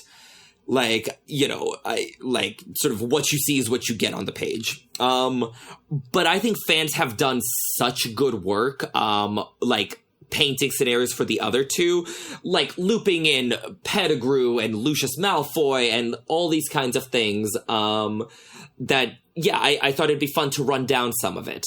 And I think part of it is, like, it does just beggar belief that someone could be so obtuse. Like, so willingly obtuse. Like... Does it, though? You know... Sorry, I feel like with... And I don't want to get too much into modern politics, but, like, I feel like there are a lot of issues like this where people are like that. And so it does... When I first read it, I was like, what? Like, how could he be this way? But now I'm like, this is just so common. See, but I think maybe this, you know, shows a lot about what I think of the world and some politicians. But, like, I don't know that a lot of them genuinely believe their own bullshit. Okay, sure. I think that's fair. I'm not just talking about politicians. I'm talking about, like, okay, people who are, like, climate change deniers and stuff, like normal people and stuff like that. Or, like, normal people who believe some of this bullshit. Like, there are people who do genuinely convince themselves of these things. But I agree that as a politician, I think we should see Cornelius Fudge as doing this intentionally and not just being obtuse. Yes. Yeah. But, like, if he does believe, like, deep, deep, deep down, like, he knows that Voldemort is back, then, depending how you look at it, he's either dangerously nihilistic about the whole thing. He's like, oh, I mean, let the world burn. I get to be minister. Or he is actively complicit in all the atrocities that are committed because of it. So, yeah. Just calling him, like, a bumbling fool doesn't quite, you know, it's not quite enough, I think, for me. Yeah. Agreed. So I thought we could run down some of these. So, like, in the inept Fudge category, like, you know, just the evidence is the text. And, like, what we talked to earlier, like, the fact that Fudge is so very clearly the Neville Chamberlain. And, like, okay, admittedly, I don't know that much about Neville Chamberlain, but, like, I never got the sense that he was, like, actively a bad person. He just, you know, was not up to the task. And, yeah, I think Fudge, as just a sort of, you know, inept man, drives home that the world isn't split into good people and Death Eaters. I think he's one of the, like, foremost examples for that quote. But let's get into the other two. So, the controlled Fudge is sort of my umbrella term for, like, you know, Fudge is not acting entirely of his own volition. Sort of either he is being magically controlled or, you know, mundanely controlled through blackmail or bribes or whatever. You know, you can definitely paint a picture where sort of there's a puppet master behind the scenes. Usually Lucius Malfoy, let's be honest. And this even comes up in the text, right? Because in Order of the Phoenix, Harry asks, he's like, Mr. Weasley, if Fudge is meeting Death Eaters like Malfoy, if he's seeing them alone, how do we know they haven't put the Imperius Curse on him? Don't think it hadn't occurred to us, Harry, muttered Mr. Weasley, but Dumbledore thinks Fudge is acting of his own accord at the moment, which, as Dumbledore says, is not a lot of comfort. Burn. But yeah, so, like, all right, let's assume Dumbledore is right and it's not the Imperius Curse. In the article I mentioned, Polyjuice Pretenders by Danielle, she suggests that actually a Death Eater could be masquerading as Fudge. That it's, you know, Polyjuice Potion. Because she says that, like, his behavior took such an about-face during the parting of the ways that, like, you know, you could paint a picture for, like, someone takes out Fudge, assumes his mantle, and is then, you know, doing what Fudge did. And, you know, it would be very in keeping with the whole Polyjuice motif throughout Goblet of Fire, being like, well, we just unmasked Moody after 9 months of being Polyjuiced, but now there's another one. Is he in the same box? Sure, yeah. I mean, that trunk has, what, like 7 keys? Uh-huh. So, like, one of them just has Cornelius hanging out there. Yeah. Which, I honestly, though, like, if Crouch Jr. had lived, like, I could absolutely see Voldemort being like, your next task, just be the Minister of Magic. And he would be amazing at it. That's true, that's true. Barty Crouch Jr. is such a slept-on character. I know! Do we? Okay. This is, I apologize. This is not necessarily super Fudge related. But I know he got kissed by the Dementors, but like is his body just like what happens when you get kissed? Like, is it just, do you just go to St. Mungo's? Like, or do you just like, are you just kind of there? Do we know? I mean, I think you're comatose, basically. Yeah. Okay. And so, like, if Crouch Jr. hadn't killed his father, maybe, like, he'd be kept on St. Mungo's life support or whatever. But I think as it is, his body is just kind of, you know, thrown to the Dementors or what have you, and call it a day. I thought they just take the soul out, so without the soul, you're still kind of alive, but not... You can still kind of go around your business. But no, you don't have any, like, memories. You don't have any, like, anything. So I think you're comatose. Yeah. So would it be, like, an inferi? Like I'm just trying to think of, like, would there be a way for Voldemort to use Barty Crouch Jr. still, even after being kissed? Not like for the purposes of him being Barty Crouch Jr. Right. Like, you could make an Inferius or whatever, but, like, you lose his talent and his brain. Okay. So he'd just be like a foot soldier kind of thing, at best. At best. I don't think he's living that long, but yeah. Yeah, like, I don't think he survives for, even a little bit after that. But yeah, so, thoughts on, you know, polyjuiced Fudge?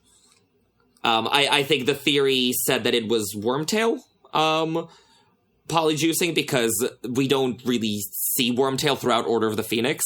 So everyone was like, what is he up to?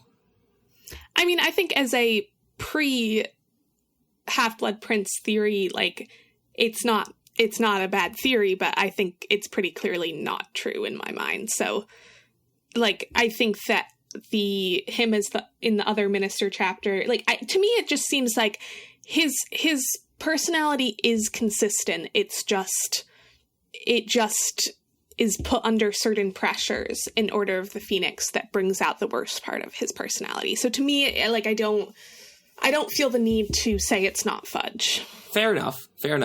Yeah, and I do think, I mean, I think it's a neat theory. I do think it goes against, like, the whole inept theme that we were going with the whole world doesn't split into good people and Death Eaters theme that the author has really tried to push with this particular book. I think it would be very interesting. I think it would be a great fan fiction. I don't think it necessarily fits with the books, with the text of the books. Yeah. Fair enough. Then can I sell you on not magical coercion, but blackmail? So there was a columnist at MuggleNet called Malene Frieden over at the North Tower, and God, I loved her work. So one of her articles was called The Missing Death Eater, where she was going down the list of Death Eaters that Voldemort is mentioning during his resurrection. Like, you know, one who has left me forever, you know, all of that, one who remains my most loyal servant. And she says that the one whom she believes has left forever is Fudge. Oh. Yeah. So basically, like... And again, part of this is, like, it's hard to imagine someone, like, loving the job of minister so much they're willing to see the world burn for it. It was an innocent time when this was written. basically, like, the gist of it is that, you know, Fudge was a Death Eater, you know, in the First Voldemort. And so ever since then, you know, he, you know, renounced it, like, you know, nobody knew, and he became Minister of Magic and all of that. And so the reason he is so very fervently opposed to Voldemort being back is not just that it, like, you know, makes him uncomfortable politically, but it's the fact that all of, like, his dirty little secret could just come out. Like... So is the argument here that Fudge remains not on Voldemort, like, isn't actually on Voldemort's side? Correct. During Book 5, Voldemort would have killed him. Like, I'm confused. Well, first of all, this was before Voldemort killed Karkaroff, so we don't know how good his batting average is. Yeah, but basically the argument is that, first of all, this explains the Death Eater's influence at the Ministry, because these are all people who know Fudge's secrets, so, like, of course Lucius Malfoy and McNair are going to do whatever the hell they want, because what's Fudge going to say to them? It's kind of mutually assured destruction. But it also explains why Fudge works so hard to discredit Harry and Dumbledore, because, you know, if it comes out that he's a Death Eater, his career is over. But if nobody trusts the source when this comes out, if, like, you know, Harry or Dumbledore find out and they're like, Cornelius Fudge is a Death Eater, j'accuse. Fudge is like, you're gonna believe these nutjobs? Come on, no.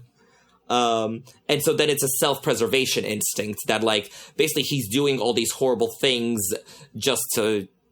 yeah, keep his position. Like, it's similar to what happens. There's just another layer of sort of, like, deliberation and self-preservation underneath it. So is he actively being blackmailed? Not actively. Like, by Lucius or whoever? I need to pull up the exact article. But no, I think it's more the fact that, like, you know, Lucius can blackmail him whenever he wants, which is how, like, he's so pliable for Lucius.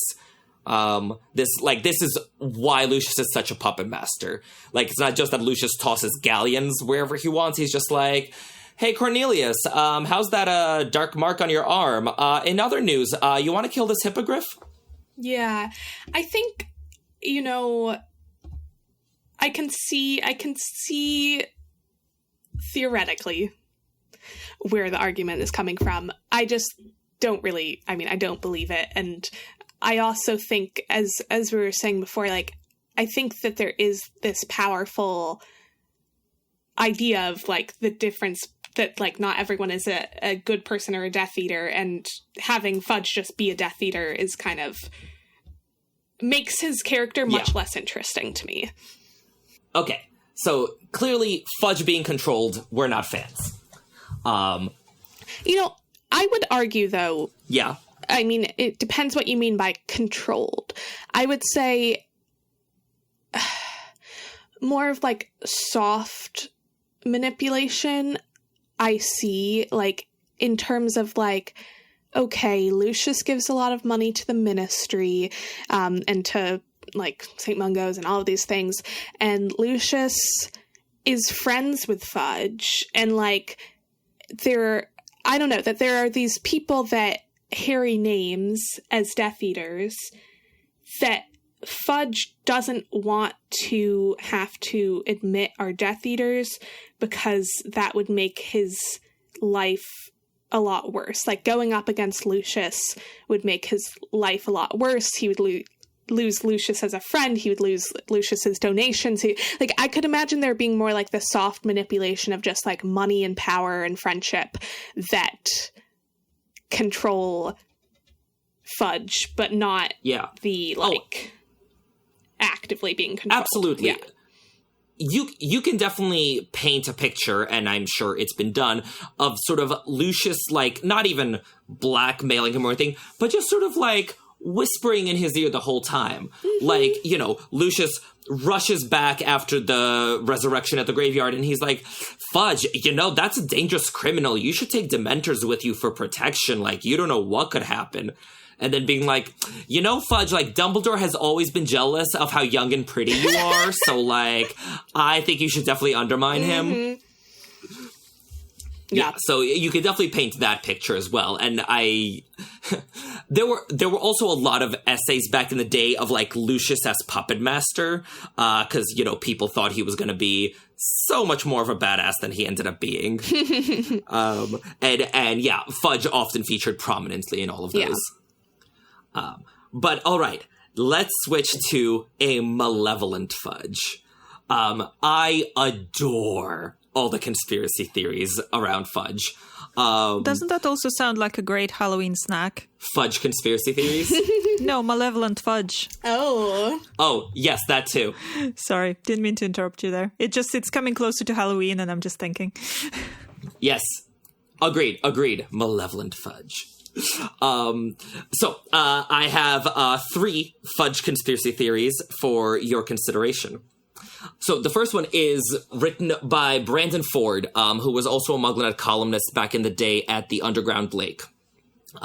So he laid out a scenario where Fudge and Wormtail conspired to frame Sirius Black. Oh. And I love this theory. And frankly, this one, not disproved. Like, if you told me that, like, this is actually true today, I'd be like, yep, all right, checks out. So basically, like, Fudge and Wormtail had a relationship, during the First War. They were friendly or what have you. Fudge was a very, very power-hungry politician who wanted to rise through the ranks. He's, the junior minister of the Department of Magical Accidents. So, he's got a ways to go. So, when the whole thing goes down, when, Voldemort, when Voldemort attacks the Potters, Wormtail comes to Fudge, and is like, oh my god, like, this is happening, this is what's going on, and Sirius knows, everyone's gonna know that I betrayed the Potters, I'm so dead, and Voldemort's gone, and Fudge is like, or, and so Fudge comes up with the plan for Wormtail to frame Sirius Black, because Fudge was the first one on the scene. After, Wormtail blew up all those people, and after, quote, Sirius killed Pettigrew and all that. And so that's it. Like, he's like, listen, you get away scot-free. I get to be the heroic first responder and fast-track my ministry career.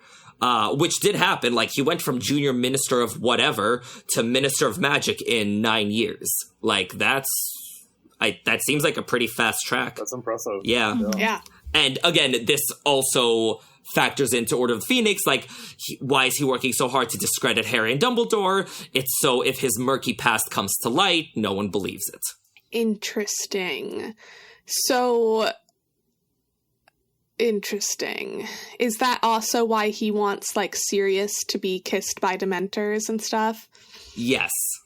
That is also why in Prisoner of Azkaban he's very much like, we must capture Sirius at any and all costs. Right.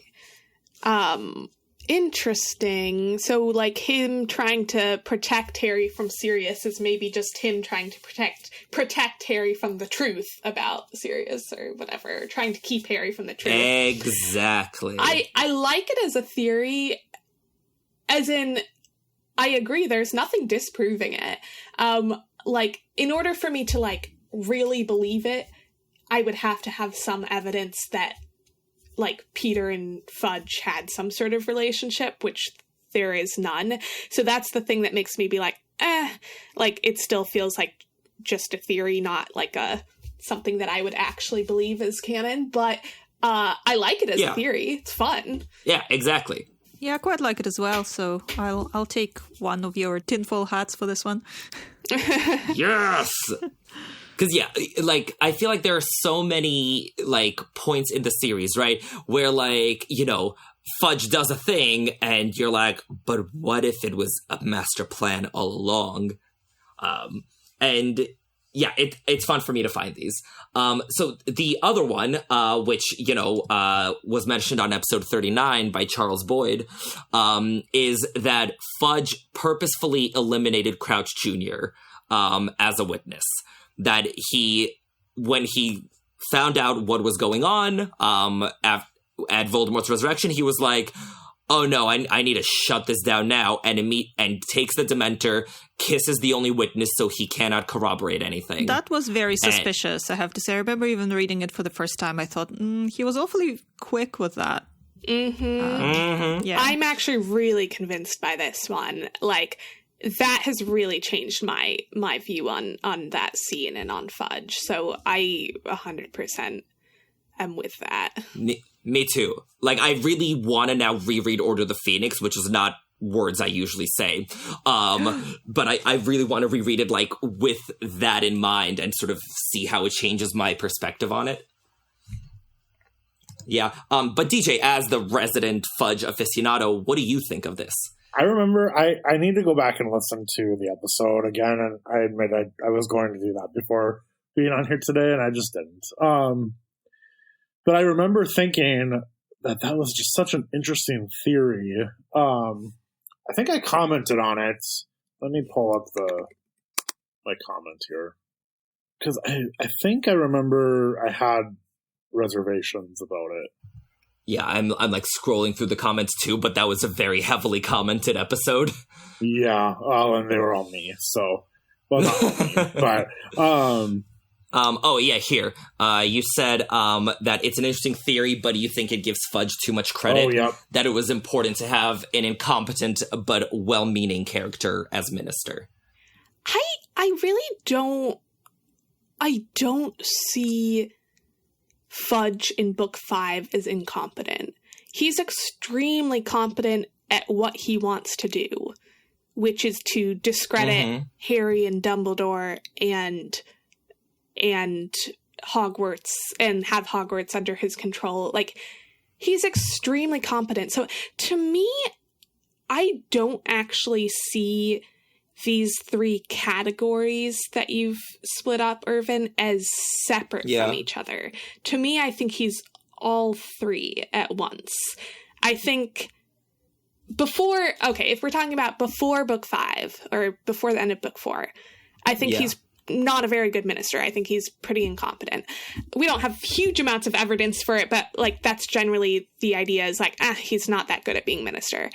I think that after he learns about Voldemort coming back, like, personally, like, how I have always read it is that he, like, everyone is motivated in what they believe. Like, I think that that's kind of the commentary here, is that everyone, like, people are motivated to believe things, and some people are willing to completely stretch their version of the truth, like completely ignore certain things, like they look at confirmation bias, they ignore things. Like, there's so many different things that humans do all the time to try to convince themselves that something is true. And like, even if you just like look at just everyday examples, like, I mean, I'm sure we've all been in a place where maybe like we've had a crush on someone, or someone we know has a crush on someone, and you just like read everything in a way that you're just like, oh yes, they like me too. And maybe the people around you are like, you have zero evidence of that.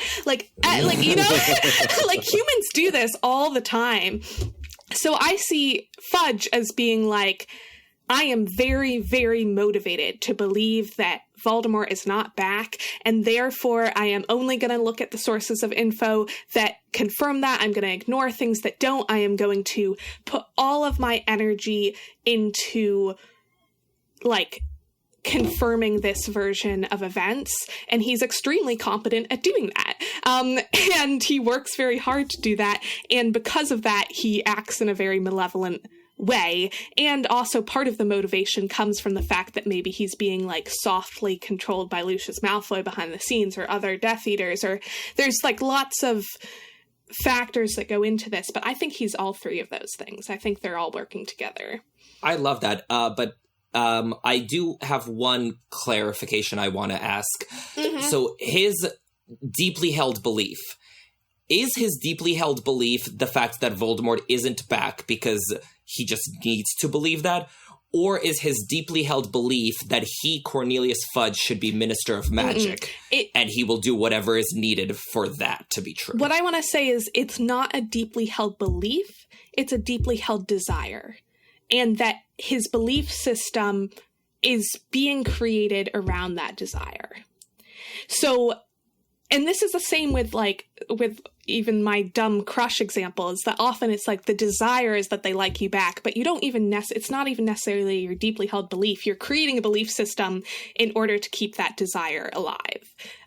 So his desire is to stay as Minister of Magic, but also to not have to deal with what it would mean for Voldemort to be back. And that is both as Minister of Magic, all of the things he would be expected to do. It's also in his personal relationships with Lucius Malfoy and others. It's in how other people in the community are going to respond to Voldemort being back, how they're going to act, how frightened they're going to be, how frightened he's going to be, because he probably knows he's going to be a target once Voldemort is back. He knows that, like, this is something really scary that he lived through once before. Like, those are all of his desires, is, like, to not believe this for all of these reasons. And then he, like, chooses the information to believe in order for him to keep that way of seeing things. And then acts in very strategic ways to keep that desire, like, to keep his what he wants true in his head. That's really excellently put. I think the difference between us is because I agree with everything you're saying, and I love all of this all these aspects of his portrayal, but I also find it deeply interesting to think of ruthless people in power and sort of what people will do in that pursuit of power. Mind you, fictional. Let me clarify. I really enjoy fictional politicians who do horrible, awful things to stay in power. And just sort of like the nature of power and sort of how people wield it and how people pursue it. So, like, I find it really interesting to think of Fudge either as someone who just, is trying to deny this because, for the mundane reason that he doesn't want to deal with it, or as a criminal mastermind. Like, I really enjoy both and portrayals. He can be ruthless without, there's a difference between him clear-headedly being like, oh yeah, I totally know Voldemort is back, I'm just doing all this stuff to remain in power. Like, there's a difference between that or, maybe if he was really, really honest with himself, he knows Voldemort's back, but he's created this whole belief system and is being ruthless to keep that alive in his head. But that doesn't mean that he's not being ruthless. That doesn't mean that he's not doing terrible things. Like, I don't see him as someone who is just clear-mindedly being like, oh yeah, Voldemort's definitely back. Like, I know Voldemort's back, I'm just doing this anyway.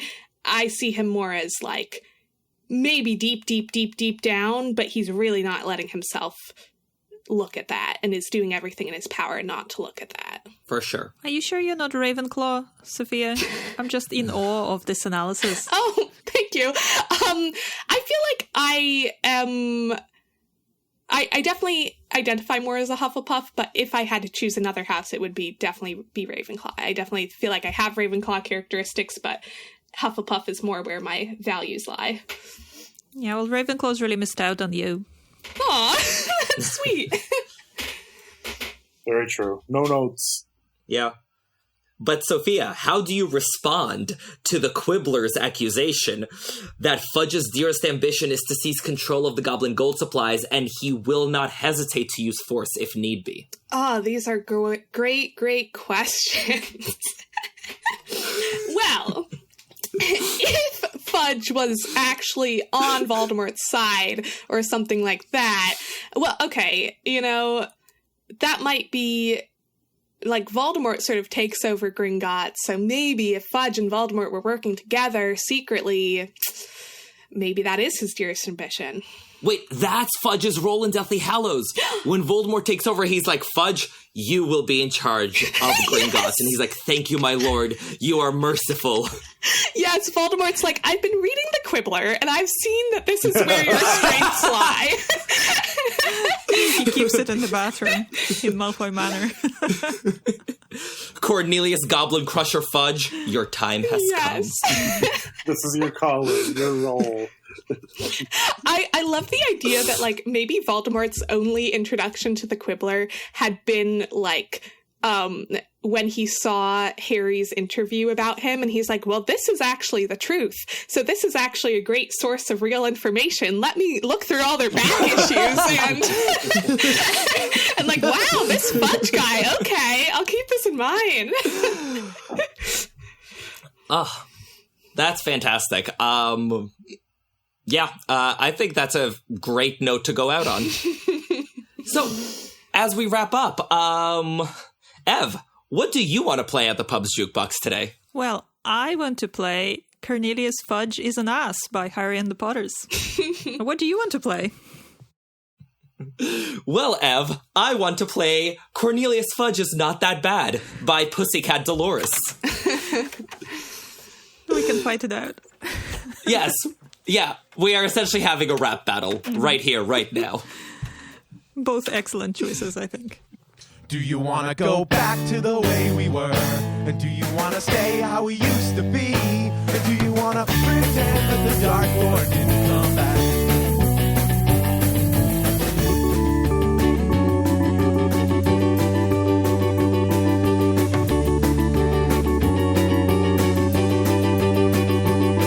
Cornelius Fudge is an ass. Cornelius Fudge is an ass. Cornelius Fudge is an ass. Cornelius Fudge is an ass.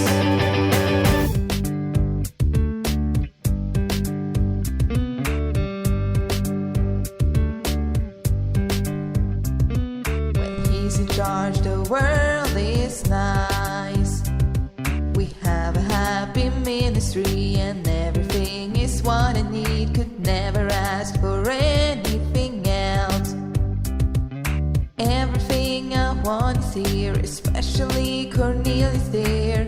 Because this minister, he's something new, and I am happy to be part of his crew. Cornelius Fudge. He's not bad, he's not cruel, he's perfect, handsome and he's cool. Cornelius Fudge. He's not bad, he's not cruel, he's perfect, handsome and he's cool. Oh, well, DJ, thank you so much for joining us. It has been an absolute pleasure having you on. This was a great discussion. Thank you for having me. I appreciate you reaching out and having me on here to discuss one of my favorite characters, and undoubtedly my favorite, I guess, section of the Wizarding world is the Ministry of Magic. So thank you for having me. We couldn't have done it without you. And please continue writing your fanfiction. We're really enjoying reading please. it. I have another chapter that's ready to post. I'm just kind of waiting. I'm waiting to post it. Maybe I'll post it today. We'll see. Ooh. Yeah. I mean, you could post it before this episode comes out. That gives you some time. That'd be good. Yeah. That'd be good. Yeah. Well, DJ, as an author, I'm sure that you have a few things you want to plug. Yeah. So I am a self-published author. I'm the author of the Arcane Rebellion series. Book 1 is out now on Amazon. I'll put a link in the comments when the episode airs. But the book is called Tobias, and it is the story of a young teacher who has to run in and save a group of students from being burned alive with magical fire. Come to find out, it's actually his best friend who started the fire. Ooh. So now Tobias has to go find the best friend, figure out why exactly he's going around burning schools to the ground needlessly. A little bit of fantasy in there, a little bit of mystery, action, adventure, suspense. I like to read a little bit of everything, so I wanted to write a book that was a little bit of everything. Definitely borrowed some. I don't want to compare it to Harry Potter necessarily. But there are definitely elements that I borrowed from the Harry Potter books, as well as Percy Jackson, Hunger Games, the Inheritance Cycle, the Aragon books. A little bit of, I kind of took bits and pieces of my favorite books and kind of combined them into one series. So book 1 is out now, and book 2 is coming out early next year. Oh, congratulations. Yeah. Thank you. Yeah, so I am somebody who also struggles with like mental health, with depression, anxiety, and I wanted to kind of give my own commentary on those issues through the work of fiction. So that was what led to Tobias. So, and the Arcane Rebellion series as a whole. So I released it in May for Mental Health Awareness Month, and then book 2 will come out in May next year as well, again for the Mental Health Awareness Month. So yeah, that's a little bit about my book. But yeah, you can find me. I'm Dennis James, with one N, Denis, and then James, writer, on Facebook and on Instagram. I'm also on X, Twitter, under the same name. So you can find me there. Otherwise, I will put a link to the Amazon novel right on the comments here. I also will put a link to the fan fiction that I'm writing down there so that people can go check that out if they so wish. That is obviously free to read. So, but yeah, thank you again for having me. I appreciate it. Well, we also want to give a huge thanks once again to Sam Ahmed, who bought us this round of drinks at the Three Broomsticks. So thank you, Sam. Thank you. Thank you. Yes, I hope everyone enjoyed their red currant rum. Oh, very much so. Yes, and I'm currently drinking a red currant super caffeinated tea because, I needed it. But listeners, if you want to buy us the next round at the pub, please head on over to patreon.com/3broomsticks with the numeral 3 to sign up. We have lots of great content coming your way. More discussions, Hogwarts Legacy, fanfics, what have you. But also, you can help us out by rating and reviewing us wherever you listen to podcasts. And if you like our show, please tell your friends. Word of mouth is still a big help for us, and we'd really appreciate it. And speaking of word of mouth and other options, we do have social media. You can find us on Twitter/X, Instagram, Facebook, and our assorted handles and our email address can be found in the episode description or on our website, which is 3broomstickspod.com with 3 spelled out. There's lots of good stuff in there. It's a very visually beautiful website, if I say so myself. I think it's really nice. And there are links to the essays we mentioned all in one place for your ease of use. You can submit a topic for us to discuss and just generally let us know your thoughts. We'd love that. Yeah. For a very good example of, how that's done and then what comes of it, next time we meet at the Three Broomsticks, we're going to be discussing a topic that DJ actually submitted for us to discuss. So, DJ, you'll be back with us here next time to discuss Cornelius Fudge's successor, Rufus Scrimgeour. Yes. I'm excited. Me too. And with that, I've been Irvin. I'm Sophia. And I'm Ev. Thank you so much for listening. See you next time in the Three Broomsticks. Cheers! Give me big old buckets of butterbeer. Give me big old barrels of butterbeer. Give me the drink I love so dear. And another round for my friend right here of the sweet old butterbeer. This episode of The Three Broomsticks was edited by Patrick Musilek. The theme song was written and performed by The Faithful Sidekicks. Make sure to check them out at thefaithfulsidekicks.com.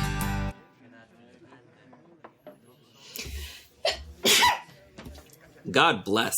Thank you. Bless you. Bless you.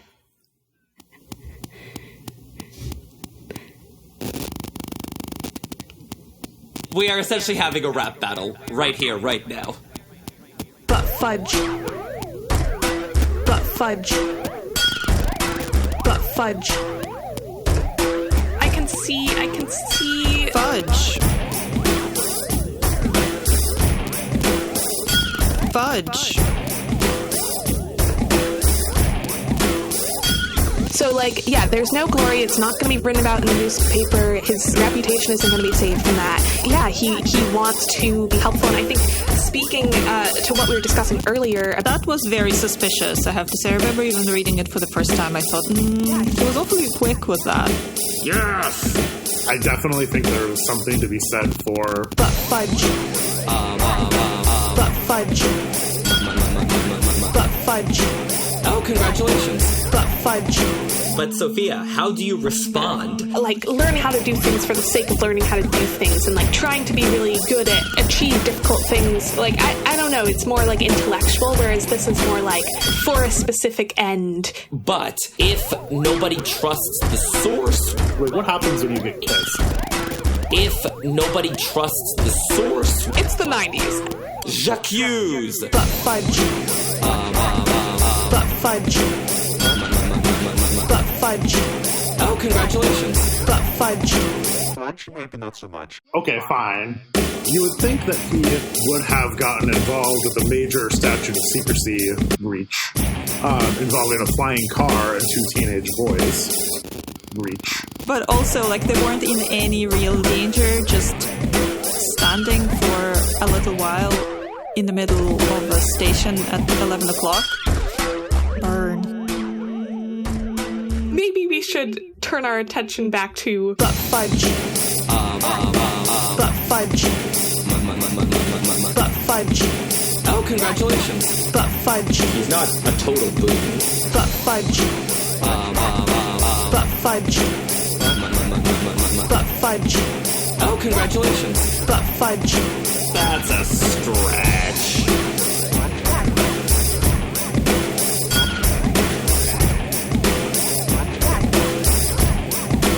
That's a stretch. Fudge, maybe not so much. Fudge, maybe not so much. Fudge, maybe not so much.